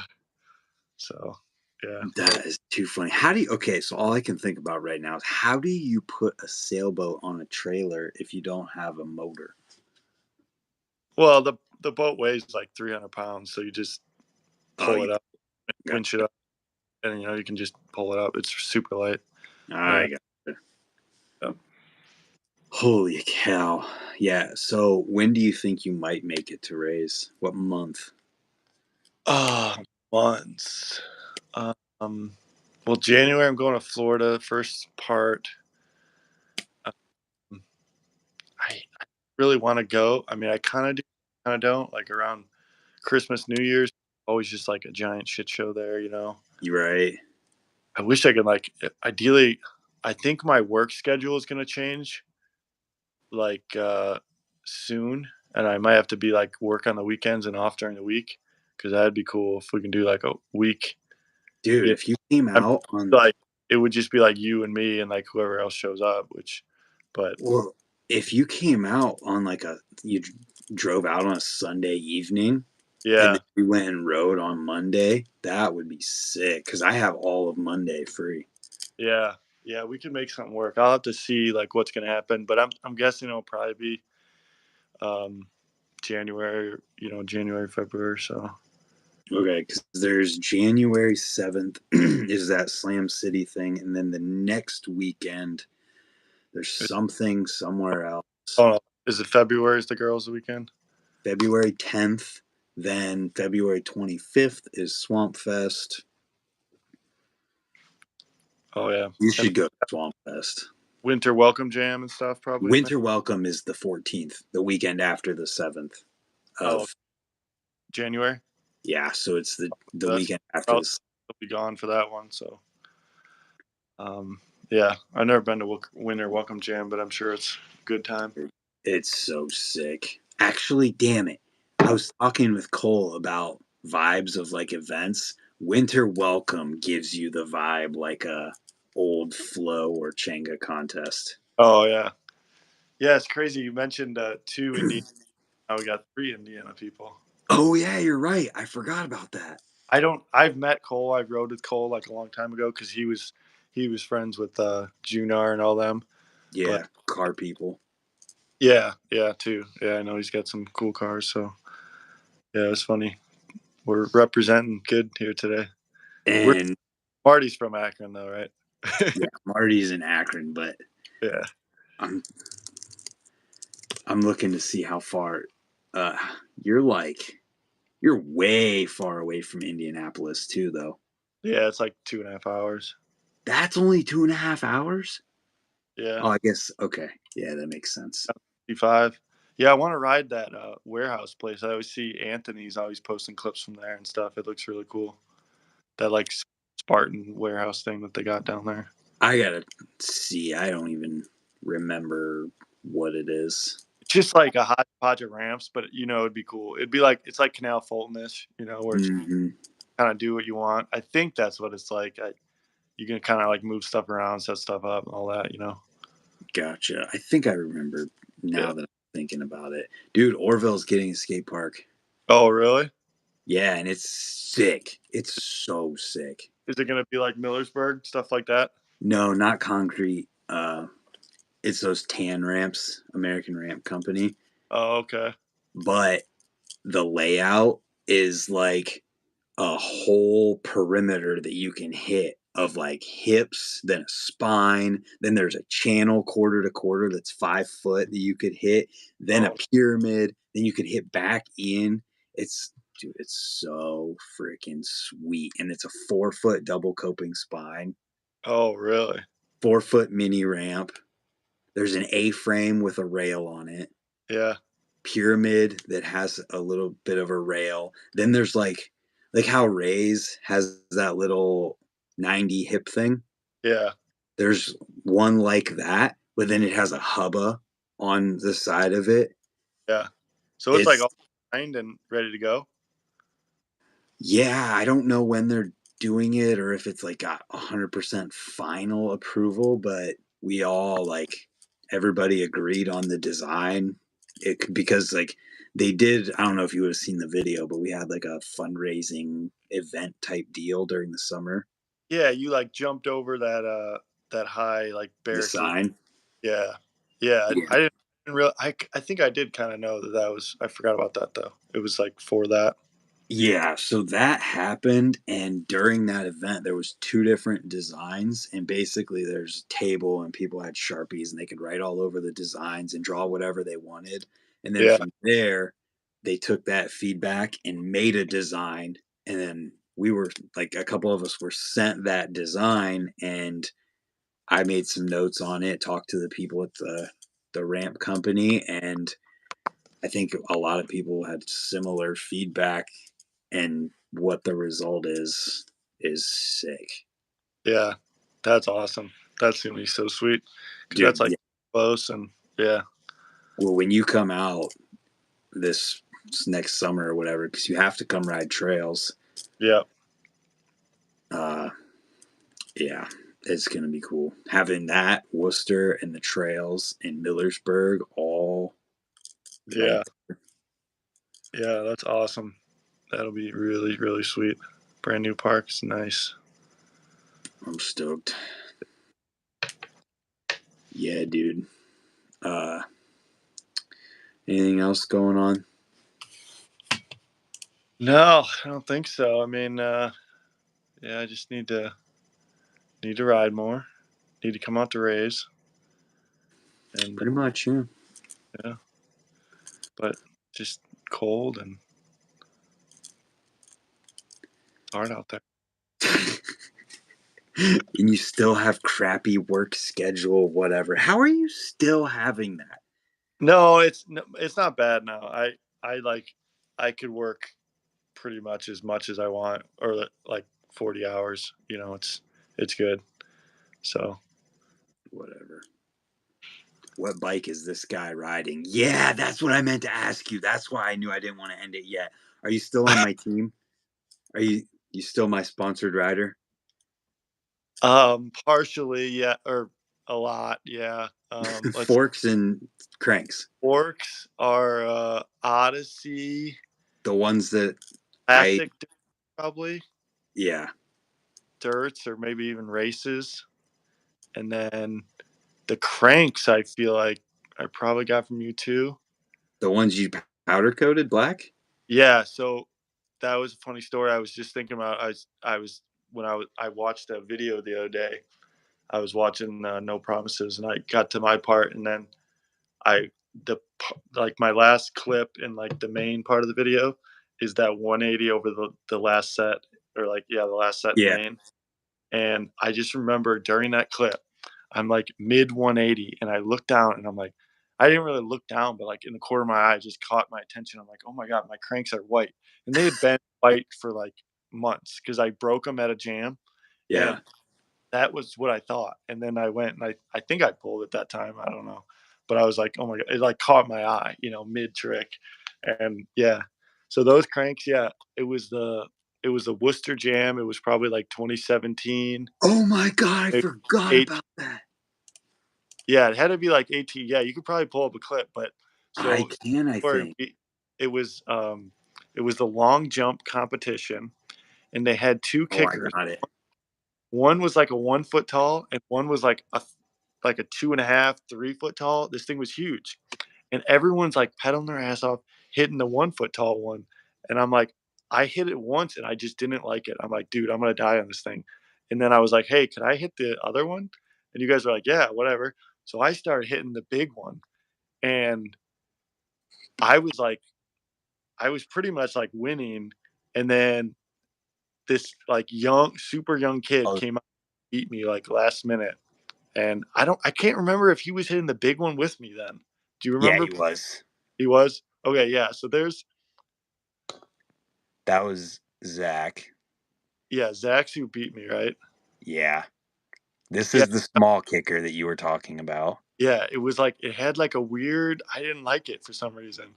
And then the 2 footer like was nice. And you could just I could like race over it and still go like pretty far. Mm-hmm. Yeah. That was sick. This is where things get crazy. Yeah, the big one. That was 3 foot, dude. There's Yeah. that. So then it was probably that time I just bent the crank and they were like hitting the frame. Got me like by like a few inches. And I was like, "Are you serious?" That jam, I got like second Right place. there. Yeah. Yeah, you got second place in every single event at that Yeah. jam. Long jump. No, I have one of those T-shirts though, so I must have won something. Yeah. It was it said like Frogger on it. I think it was like high jump. Was there a high jump? I don't know. I gotta click Oh, through. that was the trail jam. That was from the trail jam. Oh, that would have been That's it. shirts. I think that was the weekend that you had like 2 jams. Could it have been? Like where you had like Saturday? Sunday? I don't remember. I'm clicking through here. There's the race. Yeah. I don't Oh, know who won the race. Cody yeah. won the race. You Cody. got second. I think Cody beat me in the frame throw too. I You like just couldn't win that day. yeah. What a fun event. But yeah, so back to the bike. I got those cranks from Brant, had them for a long time, and then I powder coated them so they matched my bike. And you're still riding them. Yeah, and then I have like I think I have a Sunday Moto Ross that's been powder coated 2 or 3 times, and then yeah, a bunch of The other Doyle seat. Doyle seat. Yeah, every time Doyle sees me, he's so stoked on it. Yeah. The last, like, dude, can I take a picture of that? I'm like, yeah, dude, it's your seat. And That's awesome. he's like, we were just talking about this, and then yeah, it's sick seeing Doyle like on SM and all that. That's all that. Yeah. Good. I following all that. It's funny, but yeah, that's super cool. Man. I was like, if I ever buy a new frame, I think I get that Doyle frame. You know, the one that they're still not selling. I thought they would for sure sell it. Oh, Yeah. I think they have to, I'm right? going to, but it's like it was just a one-off, and I'm like, are you serious? I think after all that drama, they have to sell it. Oh yeah, definitely. That hyped it up good, for sure. Yeah, definitely. But I mean, like that was. I was just gonna say, like, after all of that, talking to Doyle, then talking to Muller, then talking to Charlie, I'm like, man, I want to ride an S&M now. Yeah, dude, that was so sick too. And then like how RBMX had it, and then you had him, and it was sick because like I like how he didn't like some of the stuff, and he actually listened to it, Mm-hmm. and he was like, I didn't like how that came out, and then he fixed on yours. It was like so perfect, and then you had Doyle, and then I haven't listened to the Charlie one yet, but I need to listen to that one. But It's good.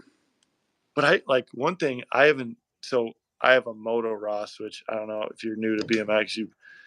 It's a Sunday frame that's probably, it's got to be like 6, 7 years old. So it's pretty old. I still have it. I usually break frames every other year, but I don't ride that Yeah. much. But shit, what was I gonna say? Something about the frame.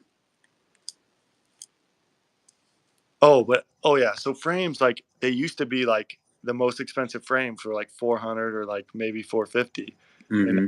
like 600 and 650. I'm like, holy shit. I don't Well, know. it's 550. Oh, is it? Yeah. Yeah. But I mean, I guess the price of everything else went up. So Yeah, I think, well, things are starting to come down too, though, which is unfortunate for the BMX industry because prices have needed to go up in BMX. Maybe, I don't know. It's a weird thing. Like, can you see the chat on your end? yeah, but it just like pops up. So what is a fit heartbreaker?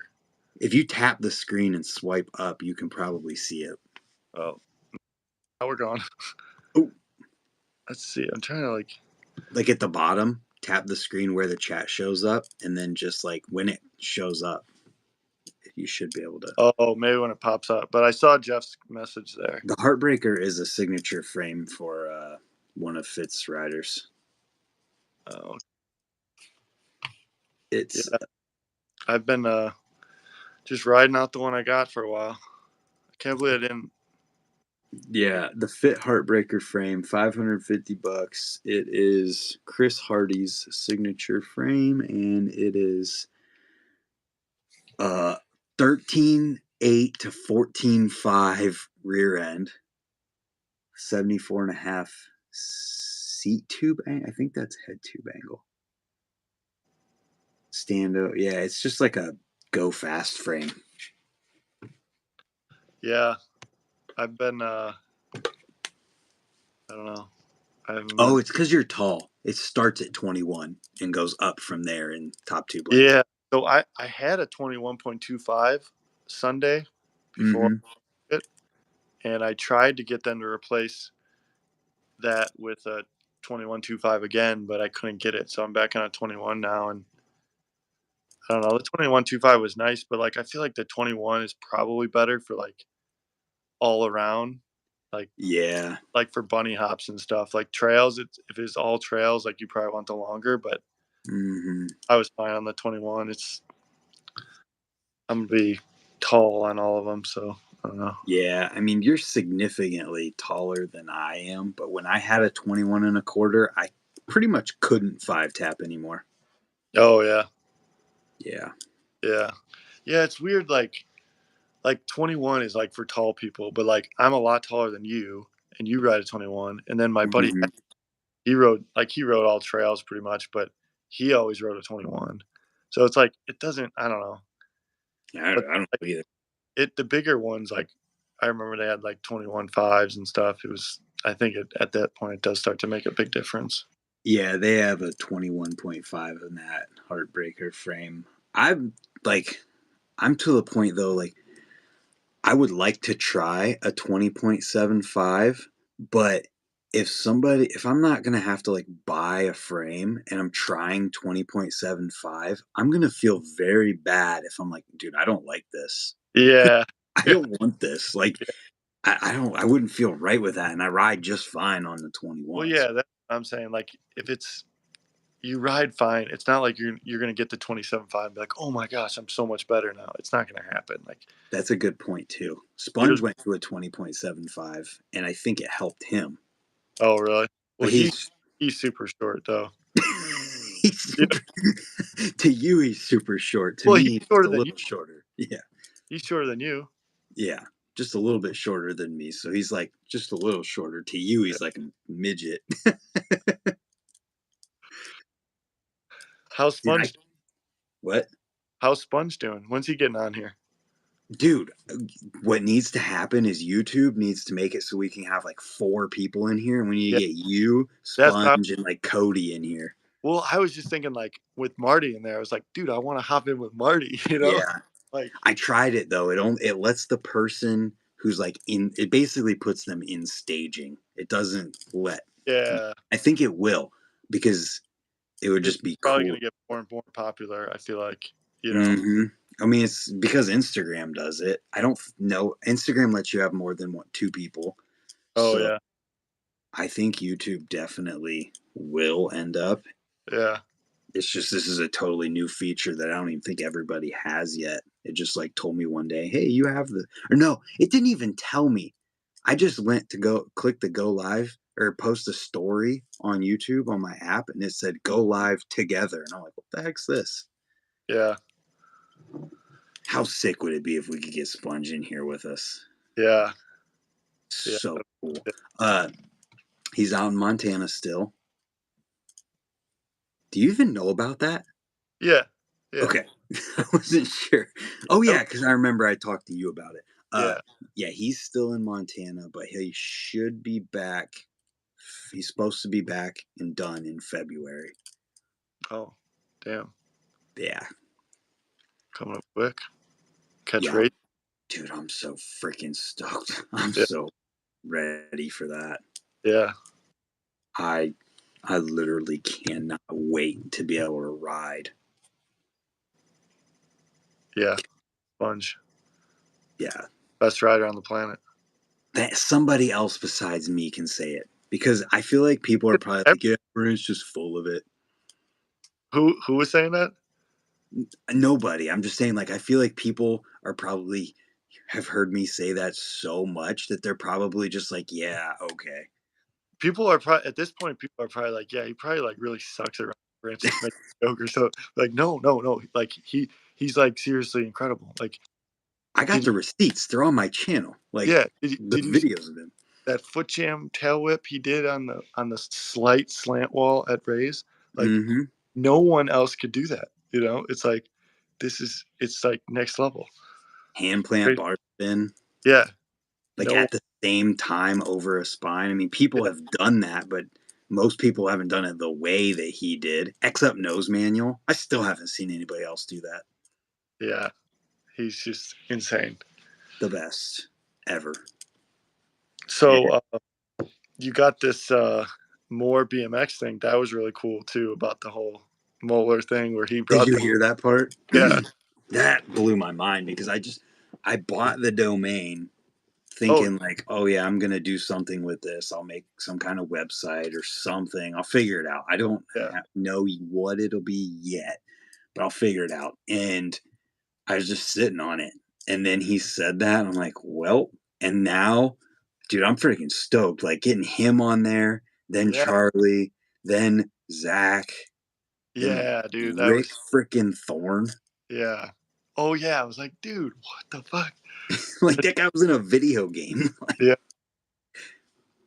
yeah, and like I feel like that's a good one too because like a lot of people don't know him really, like Mm-hmm. a lot of the new people and stuff. And it's just like good to kind of hear about that stuff. So Yeah, and it's just awesome. And the some of the people that I've talked to that I'm trying to get on there, I'm trying to I don't know. I think giving it a name made me focus more on it and like really try and make yeah, it make awesome. it and stuff. Yeah. That Yeah. yeah, so that'll be like the basically the kind of like the podcast interview part videos on the channel basically and stuff like that. Yeah, for now. I mean, I definitely am not going to rebrand the whole entire thing just because I don't think that's necessary. Yeah. But I think that's good to have like a little subset like this is because it works like good for the playlists and stuff like that, you know. Oh, yeah, for sure. Right. And like I don't know, the whole name MooreBMX, just a perfect name for For you. anything. Yeah, like I when talking about like, oh, are you gonna make an LLC and all that business stuff? I'm like, I don't know what I would call it. I don't even know. But now I have something that I could call it until somebody goes and registers it before me and I'm screwed. But whatever. All right, I got the chat now. Oh, you figured it out? Yeah, I'm an Well, it's idiot. gonna go away again, so you'll have to tap it again. Well, I'm scrolling through because I wanted to see if there's like anyone Yeah, if there's anything in there. talking shit or Yo, how's being a dad? dude, it's crazy. Yeah. It's like yeah, it's definitely awesome, but it's definitely challenging. It's I don't know, the kid like, you know, they just pretty much sleep, eat, and poop and all that. So it's still crying and you're like, dude, I just changed you, I just fed you. What is wrong? You know, like it's Mm-hmm.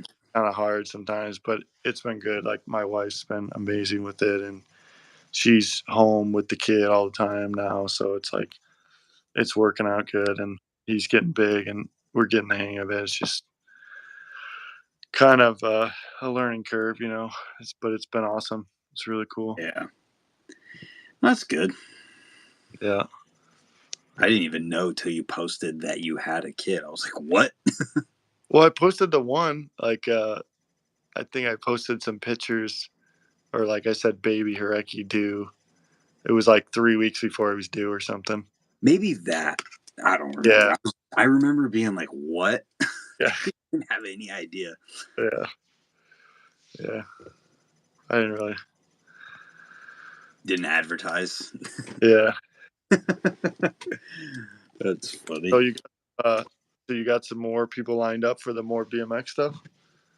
I've got a couple people that I'm talking to. We don't have anything scheduled yet. I need to get one figured out. I wanted to do 2 this week, but just didn't have anything come through. And so I did this tonight instead. And I think this works out as like a really cool companion thing to it. Yeah. Yeah, this is cool. I remember. So you did one of these like the other day or something, or like A week or so ago. It might have been a week ago today. I can't remember. But yeah, I yeah, tried. It was just, I didn't know how it worked yet. So first I had an echo and I don't know what it was. I could like if I was hearing you, I was hearing myself too, and so I had to end that and start a new one. Then when I went to get somebody else in, I literally tapped end and then hit end again. Like what kind of idiot? And so I had to start another one. But I think I got yeah. it figured out now. So is this like all live? Is it going to be recorded into a video or no? Yeah, it'll turn to a video right after this. Oh, okay. Yep. But it's cool because we're just talking. Like, there's people who are stoked on it. Like, you can, and what I think is really cool is that you can see the chat. Yeah, yeah, that's cool. Speaking of that, I'm seeing someone talking about that Canode Knows podcast, Yeah, and Poppy's rad. yeah, he's I know me and you talked about it. We were kind of annoyed at some of the like the questioning and stuff, but On which one? I don't think it was that one. it was like a long time ago. He's getting a lot better though, like Wait, with you were talking about his when we talked about that stuff? yeah, because it was I want to say it was with Gerber and all those guys. No, that was Goat Cave. Oh, that was Goat Cave. Yeah, not Bobby. Yeah, yeah, yeah. But Oh, we were talking about how like the format of like just question after question after question is sometimes hard to listen to well, because that's yeah, that's another thing though. Like even Bobby's and even RBMX. listen, let's not help them get better. Okay, but yeah, like sometimes it just like drives me crazy. I'm like, Jesus Christ, you know? Like, Let them talk. yeah, Just let them talk. but Get yeah. out of your own way. But it's like That's I don't know. I remember in college, college or high school, I took an interview class, and yeah. like, you ever you ever listen to Colbert? You know I mean, that guy. I know who he is. You know he is. Yeah, Yeah. he was like on like not the Tonight Show, one of those late night shows. But With he, what's his face? Jon Stewart. well, I don't know if they were on the same show together, but Whatever. anyway, like, He had his own show after that. yeah, he was like famous for like he would be ask a question and like let them answer, but then he would just go on. You know, he would like run the conversation because like she was using it, like our teacher was using that like as a teaching point. Like there's kind of different ways to interview and like where you Mm-hmm. control or like that let them. You know, it's just kind of interesting, like different techniques. So it's like sometimes it could be kind of annoying, you know, but Yeah. Yeah, yeah. you're freaking exposing me. No, no, I think yours are really good and yeah, it's awesome. You got molars, fucking. I honestly, I didn't really know too much about him, and then, I mean, I Yeah. knew, but I mean, I listened to the last one, and then this new one came up. It was like it's been really cool. He seems really legit, and that's sweet. The trails and everything he's got out there in Colorado, and Yeah, he's just a solid, nice dude. I mean, I've talked to him a little bit at Swamp Fest and then listening to the unclicked stuff, you feel like you get to know somebody. And then talking to him, we literally talked for 3.5 hours. And it was yeah, like at the end of it, I'm like, all right, I'm going to the website. I'm buying an S&M right now. Like I'm just because it's like, dude, the literal owner of this company. yeah, yeah. That's really really sweet. Yeah, he's he's just a solid dude. And what was it? Oh, I feel like I got really lucky in that I just have been doing these things for so long now that I've gotten decent enough at it through doing them, and then rebranding it now makes it seem like it's a new thing after I'm already pretty good at it. Yeah, that's definitely huge because, like, I feel like, yeah, you've been doing this so long and, like, you have gotten so much better because I remember, like, you can probably watch some videos from, like, a long time ago where it's like, you're kinda struggling and stuff, and now it's like you've got it and you got it rebranded and you're already in it, and it's just, like, it's really good timing, because like, I feel like every new podcast and stuff, like, if you try to listen to one, you're like, "Dude, this is a train wreck," you know? You got it figured out now, so it's like good, and I that's just trying to be the Joe Rogan of BMX. That's all. that's goals for sure. I'm gonna sell my podcast to Spotify for $100 million. Yes, definitely. Uh, that's funny, but yeah, it's just I don't know. I don't know. I think having an analytical mindset from where I was doing those training videos at the factory, Yeah, gaining that analytical, it's like a perfect storm, dude.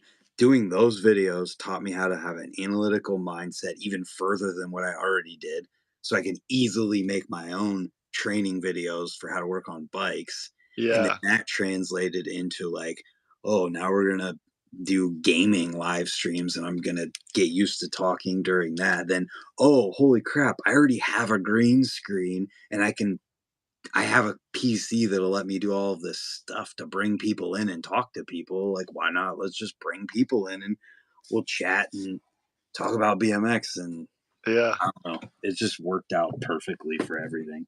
Speaking of the green screen, why you should be like on a beach or something now. Well, YouTube hasn't gotten that far yet. I can't do anything with it. So I'm not going to Yeah, have my, yeah, I need to like blur my background or something. yeah, I don't think YouTube lets you do any of that stuff yet. I can make highlights on here, which is cool, but like, that's it. Yeah, I can turn the camera around. But I think we'll but get more and more as YouTube. Oh, I did it too.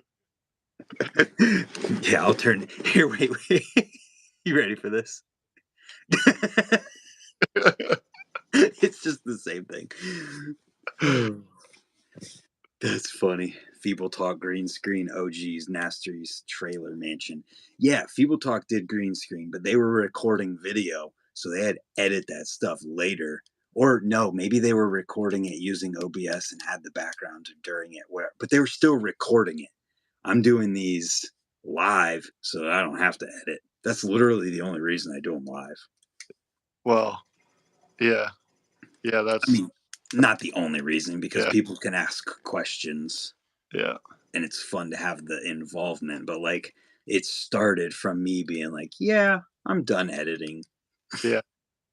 Definitely get something out with much work.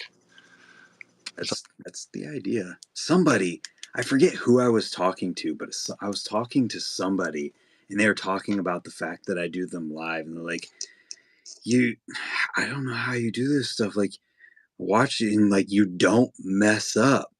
Like, how are you doing these? Just like not it's just a conversation, and I don't yeah. know. I just do it. I Well, don't yeah, know. it's like I remember even like in high school we had to do like a speech class, and Yeah.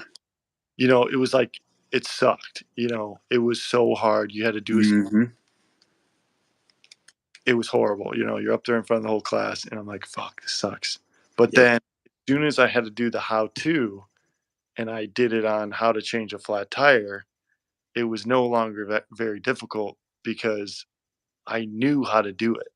It Yep. wasn't do a speech on Abraham Lincoln, and then you're like, I don't care about this. And also, you have to like just fake it. Like, but when I do something I know, it's like really easy to talk about it. Yep. And that's definitely part of it. I had a speech class too, but I had to take speech class. I don't know if I ever would have told you about it, but in high school, I did post secondary. It's where you go, oh, by the way, have a good night, Jeff Mead. Yeah, see, Jeff, if you, Uh, I should have said that out loud. I was like trying to figure out if I could type, but I don't. You could talk. You could, if you want to say something when somebody says something, do it. But I did post-secondary in high school, which is where you go to a local college and get college credits in your Oh yeah. junior or senior year instead of going to high school or Yeah. going to like the career center type place. And my speech classes were there. So I'm in there with adults and other high school kids who are doing the same thing, Yeah. but having to give speeches in there, I consciously made the decision during that and like made an effort to completely remove ums and uhs from my vocabulary. So when I'm talking, instead of having like a one of those, Yeah. I'll just be silent and think and then talk because silence sounds more educated, makes you Yeah. sound smarter than being like, Yeah. uh, um, um, um, Yeah. uh, Yeah. It's crazy, but that's a very difficult thing to do. But dude, yeah. so difficult. And I know, and I'm sure people will go through my stuff and be like, he said, but So I listened to this podcast. It's called Pardon My Take. It's like the sports podcast. I've heard But of that. yeah, it's Barstool Sports thing. But they had this guy on the other day. He's like a famous comedian or actor or something, and he'd been on before. And he said the last time he was on, some listener went through and watched his segment and counted up the times he did and like tweeted at him, and he said he like thinks about it like every day now. So he mentioned it in there. He's like fuck you to whoever listener, but he's like but I'm gonna make a conscious effort not to do that anymore. And then he still did it a bunch, but it was so funny. But it's like a lot of people do that, and it's like, it's difficult. Like is another one. Yeah.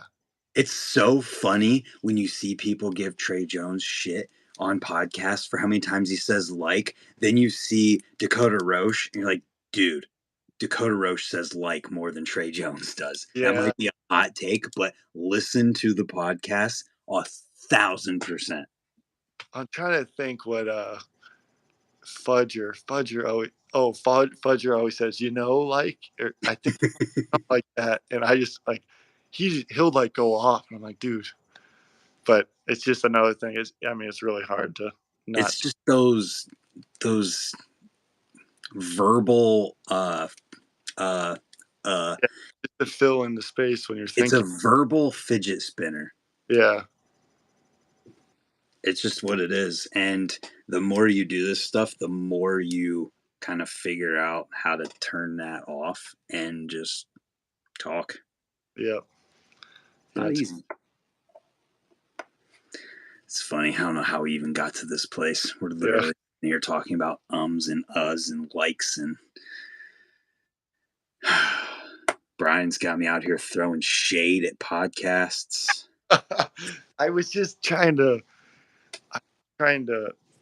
commend your work, Grant. Best BMX YouTube channel in YouTube. So Hey, that's you not a hot take. he dethroned Adam LZ. You heard it here. Well, where's my millions of subscribers then? Dang it. Those guys all quit. They were suckers. They bought cars. They got their license and bought cars. Kids, They don't do that. they realized that there's 10 million more eyeballs on cars than there are BMX bikes. Yeah, I was thinking about it. it's because old and fat people can still have cars. You're going to offend people right now. Well, you know what I mean. It's just like you don't have to be BMX different. That's going to be online tomorrow. He's like, Oh, who's this God. guy? Yeah. Oh, Jesus Christ. No, what was it? Dang it. I said, now I got to make a conscious effort to completely remove it from my vocabulary. No, What was I going to say? I'm one of the car guys, though. I'm one Yeah, of those but guys. you're not old and fat. I'm old. You're not even old. I mean, you were talking about what Kole said he was like 33, and I'm like, you said he was so old, and he said it was 33. I'm like, I'm 32. I was joking calling him old. I was Well, I don't know. damn it. What was I gonna say now? Oh, I was thinking about it the other day. I I wonder because what you look at in spaces like this where you've got, BMX YouTube space or car YouTube space, there's only what made me think about this is Linus Tech Tips. I don't know if you ever heard of that before or not. It's this dude who's been on YouTube since literally forever, and he's got a tech YouTube channel that's just huge. He's between 50 and 100 employees, multiple buildings, all just from his YouTube channel, and then they made their own platform like YouTube called Floatplane, where Oh, you can like host. not BMX, of course. Yeah, not BMX, but what made me think about this is that he talked about how there's only so many eyeballs to go around on a certain thing. So if you post, say, the new iPhone comes out and his channel, if he doesn't get that posted the day that they're allowed to post about it or the second that they're allowed to, you realize there's only so many eyeballs to go around with that. And it made me wonder, is there like a limit to what I'll be able to do on YouTube because there's only so many BMX eyeballs to go around? Where you see like Scotty, he's tapped into normal people viewers with his channel, I think. Really? I don't Do you think that 1.7 million BMX riders are subscribed to Scotty?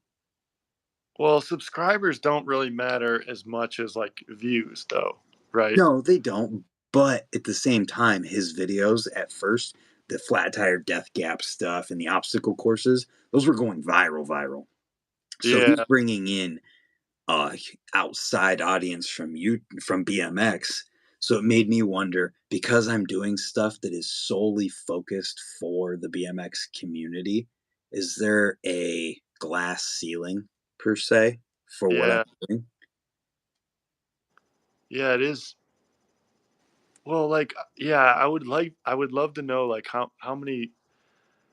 I guess LZ though was like always into cars a little bit, Hmm. not in the very beginning. You know, like Yeah, interesting to see. Yeah, like how many subscribers could there be? Like pretty much every BMXer probably has a YouTube. Like 95% have like a YouTube an account, you mean? account. Yeah, but yeah, it is kind of interesting to think like what is the app and all that. But if you look at it from a perspective of our BMX, for example, they have over 200,000 subscribers, which they're more so focused on BMX and stuff for BMX riders. So maybe Yeah, it'd be interesting. I just don't know how you find that stuff out. And obviously, I don't care. I've been doing it as long as I have, and I did it yeah, before it ever gave me any money. So it didn't matter to me. yeah. Just an interesting concept to think about when you approach it that way, because you look at it like, So how many people can make how to bar spin? yeah. So is RBMX, you think the most of like a core BMX? We can find out. Like I'll who just else is pull big? 'em up. Scott. Oh, you said Scotty's 1.7, but yeah, he Dig does. BMX has 159,000. Yeah, RBMX has 216,000. Scotty has 1.71 million. yeah. Who else would you even type in? Colt has 133,000. Fit via Bike Co.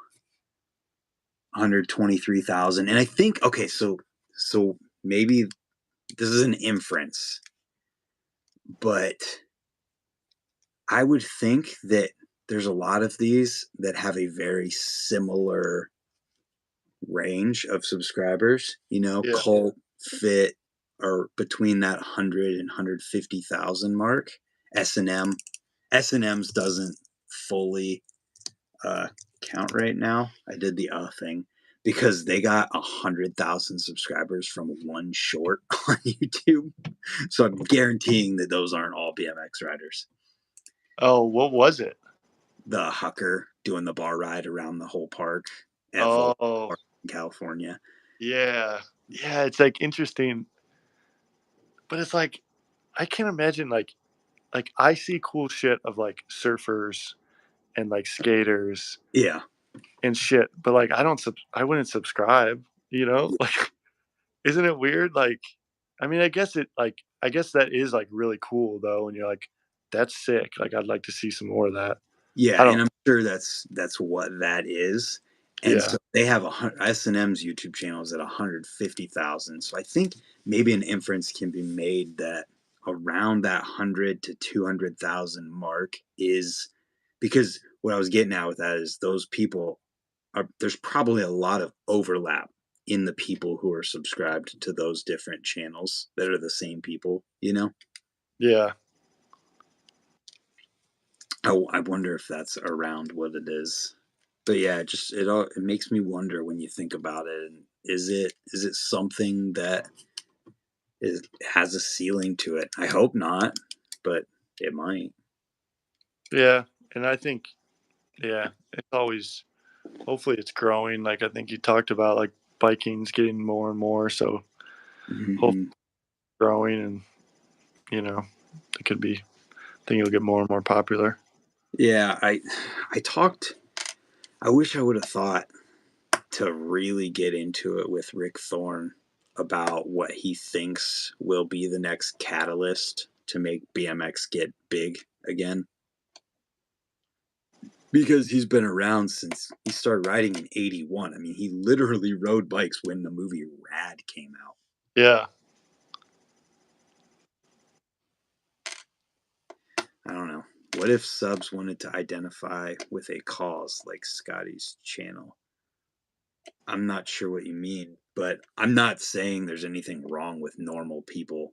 I'm just trying to see or trying to ponder the thought of whether or not there's a ceiling for how many like people would subscribe to something like my YouTube channel because I'm not out here doing an obstacle course that's going to entertain a random person.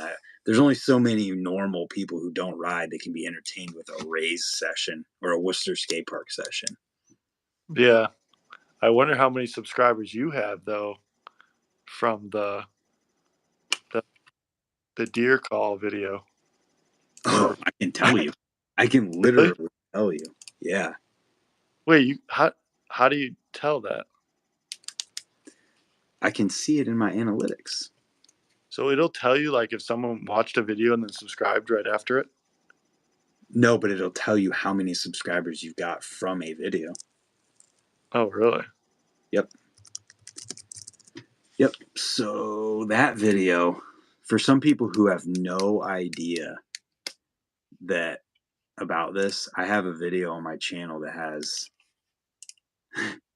since it was uploaded, 250,000 views of a deer call because it was at this point in time where I was filming something I called life clips, where I was just filming my life, but without talking to the camera too much.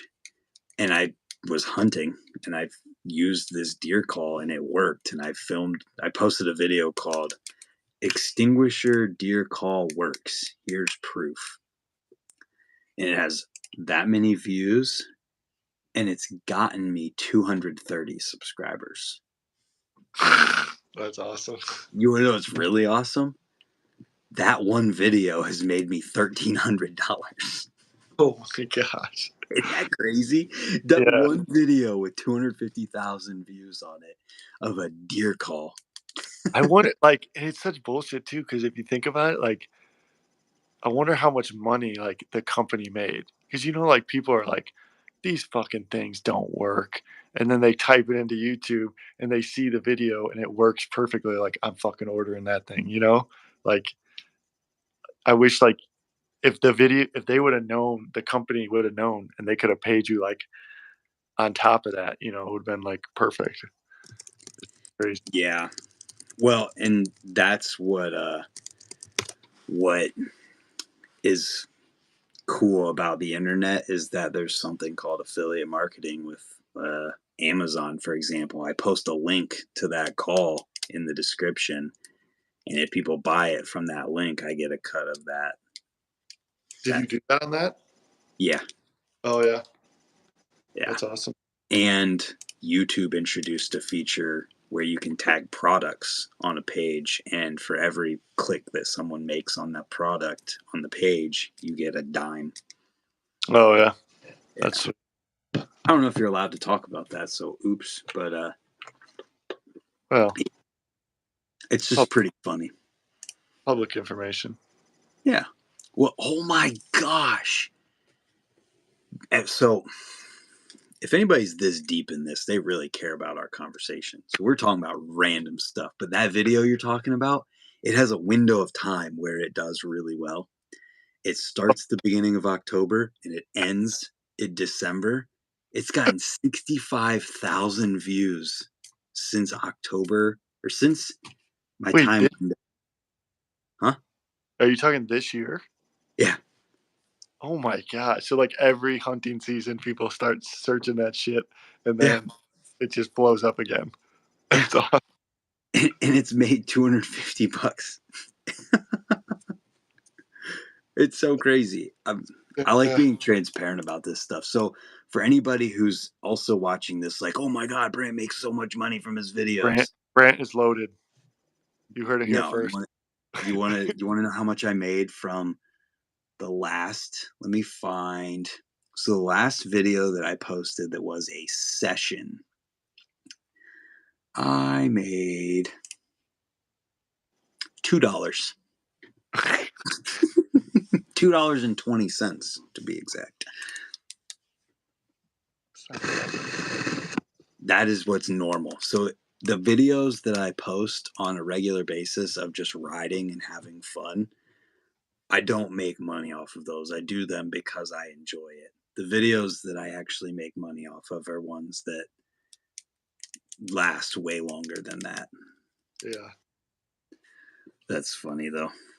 My channel would probably do way better if I didn't post riding at all on it. If I only posted tips. Yeah, but isn't there a lot to be said about like you posting every day? Doesn't you like that? Well, yeah, to an extent. Like retention kind of stuff, and I don't know. I think retention would be better if I didn't post riding at all and I only had the tips that people were seeking out and trying to find. Yeah, that's what's weird about like the whole vlog culture and stuff. Like nobody, you know, if you're trying to how to bunny hop, people type that in, they'll find your video. Mm-hmm. But if you're just, you know, nobody's gonna watch our session from, you know, October of 2016. No one's gonna watch it again. You know, like I'll go back and watch it because it was sick. You know what? Actually, though, real quick, I gotta give a shout out. Thank you. How do I need to find you in the Discord. Thank you for that super chat. $10 super chat in the chat from Johnny Cinco.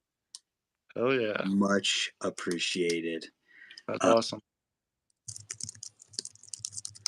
Not gonna lie, that's how I found Brant's YouTube channel initially. A how to exactly.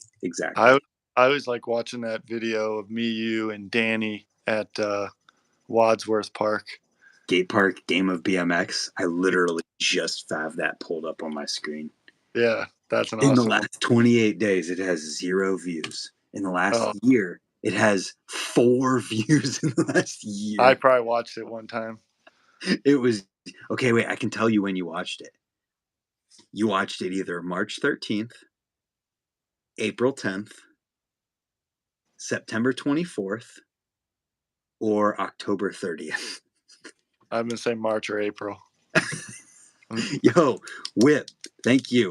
Another $10 super. I don't know what that is exactly called, but thank you. Seriously, that's what keeps things going. I don't make money from the videos I post on a daily basis. What is the 20% crew? That's a membership. Oh, okay. It's a join feature on YouTube that gives you access to emojis. So check this out. Check this one out. Oh, that's sick. It's got It your gives handle. you, Oh yeah. You were talking about this in one of the videos, right? yeah, it's my green bandana with a cool face and my handlebars on it. Yeah. It gives you access to those, and then I keep saying I eliminated I still say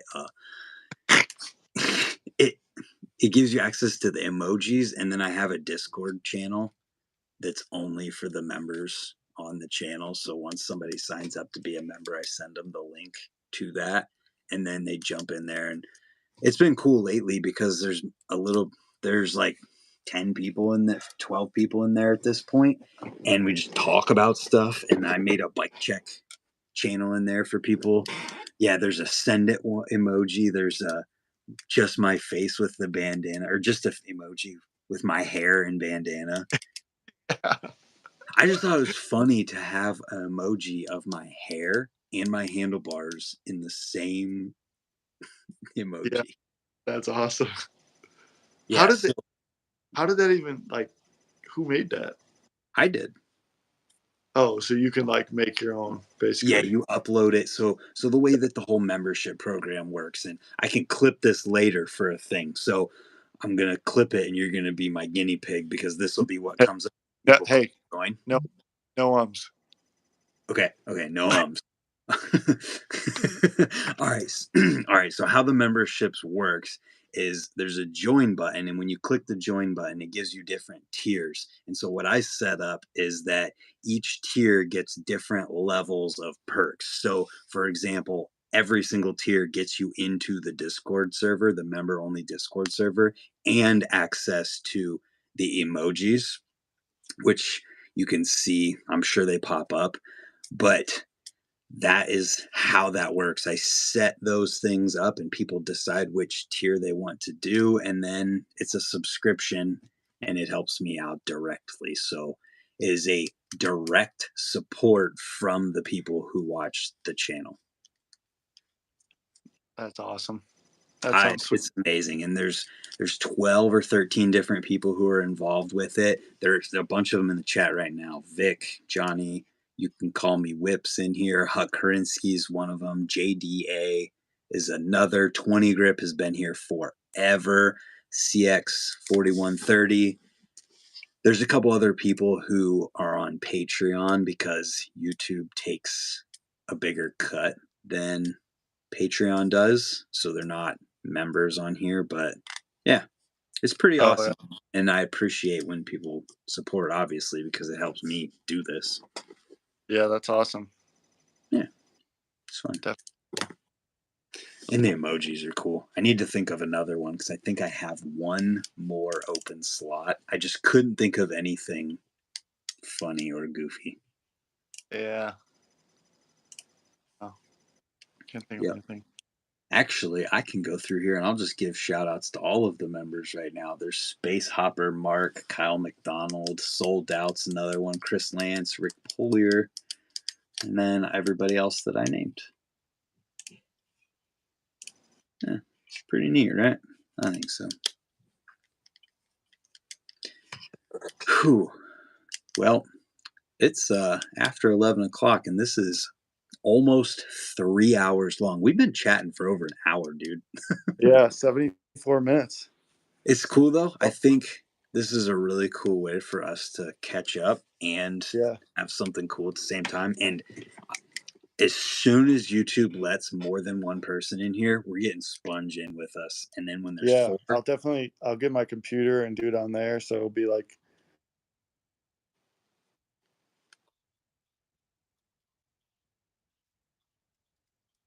yeah, and shit like that. Some crystal stories or something. Crystal stories. Yeah. I said, oh no. No, but you did good because during that little speech you were giving, and I was going to give it to you. If you said one, I was going to be like one. I just constantly when I'm paying attention.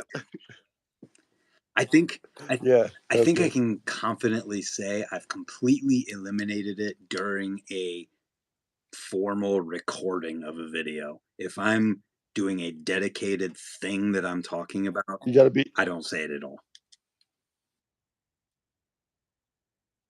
Yeah. The auto zone. All right. So everyone like and subscribe below. Oh, hold on. We And if gotta you say have thank little you. click, what do they do? They go like this. Yep. Hit the little bell. You can get automatic I gotta say notifications. thank you to Vic. He just did a super chat with the guy flying through the air. Oh shit. Awesome. Yes, thank you very much for that, Vic. That's awesome, dude. And, thanks for supporting people do cool shit for BMX. It's awesome. Thanks, Brian. You're my I don't know what I was gonna say. You're a good friend. All right. Thank you everyone for tuning in. Thank you everyone for the support. And I'm gonna do this again. I'll try to once a week because I think it's fun. Oh yeah. And sweet dude. We'll see you tomorrow morning for the news, which I haven't prepared for at all. That's fun. You got it. Yeah. You got it. All right. Bye. See you, man.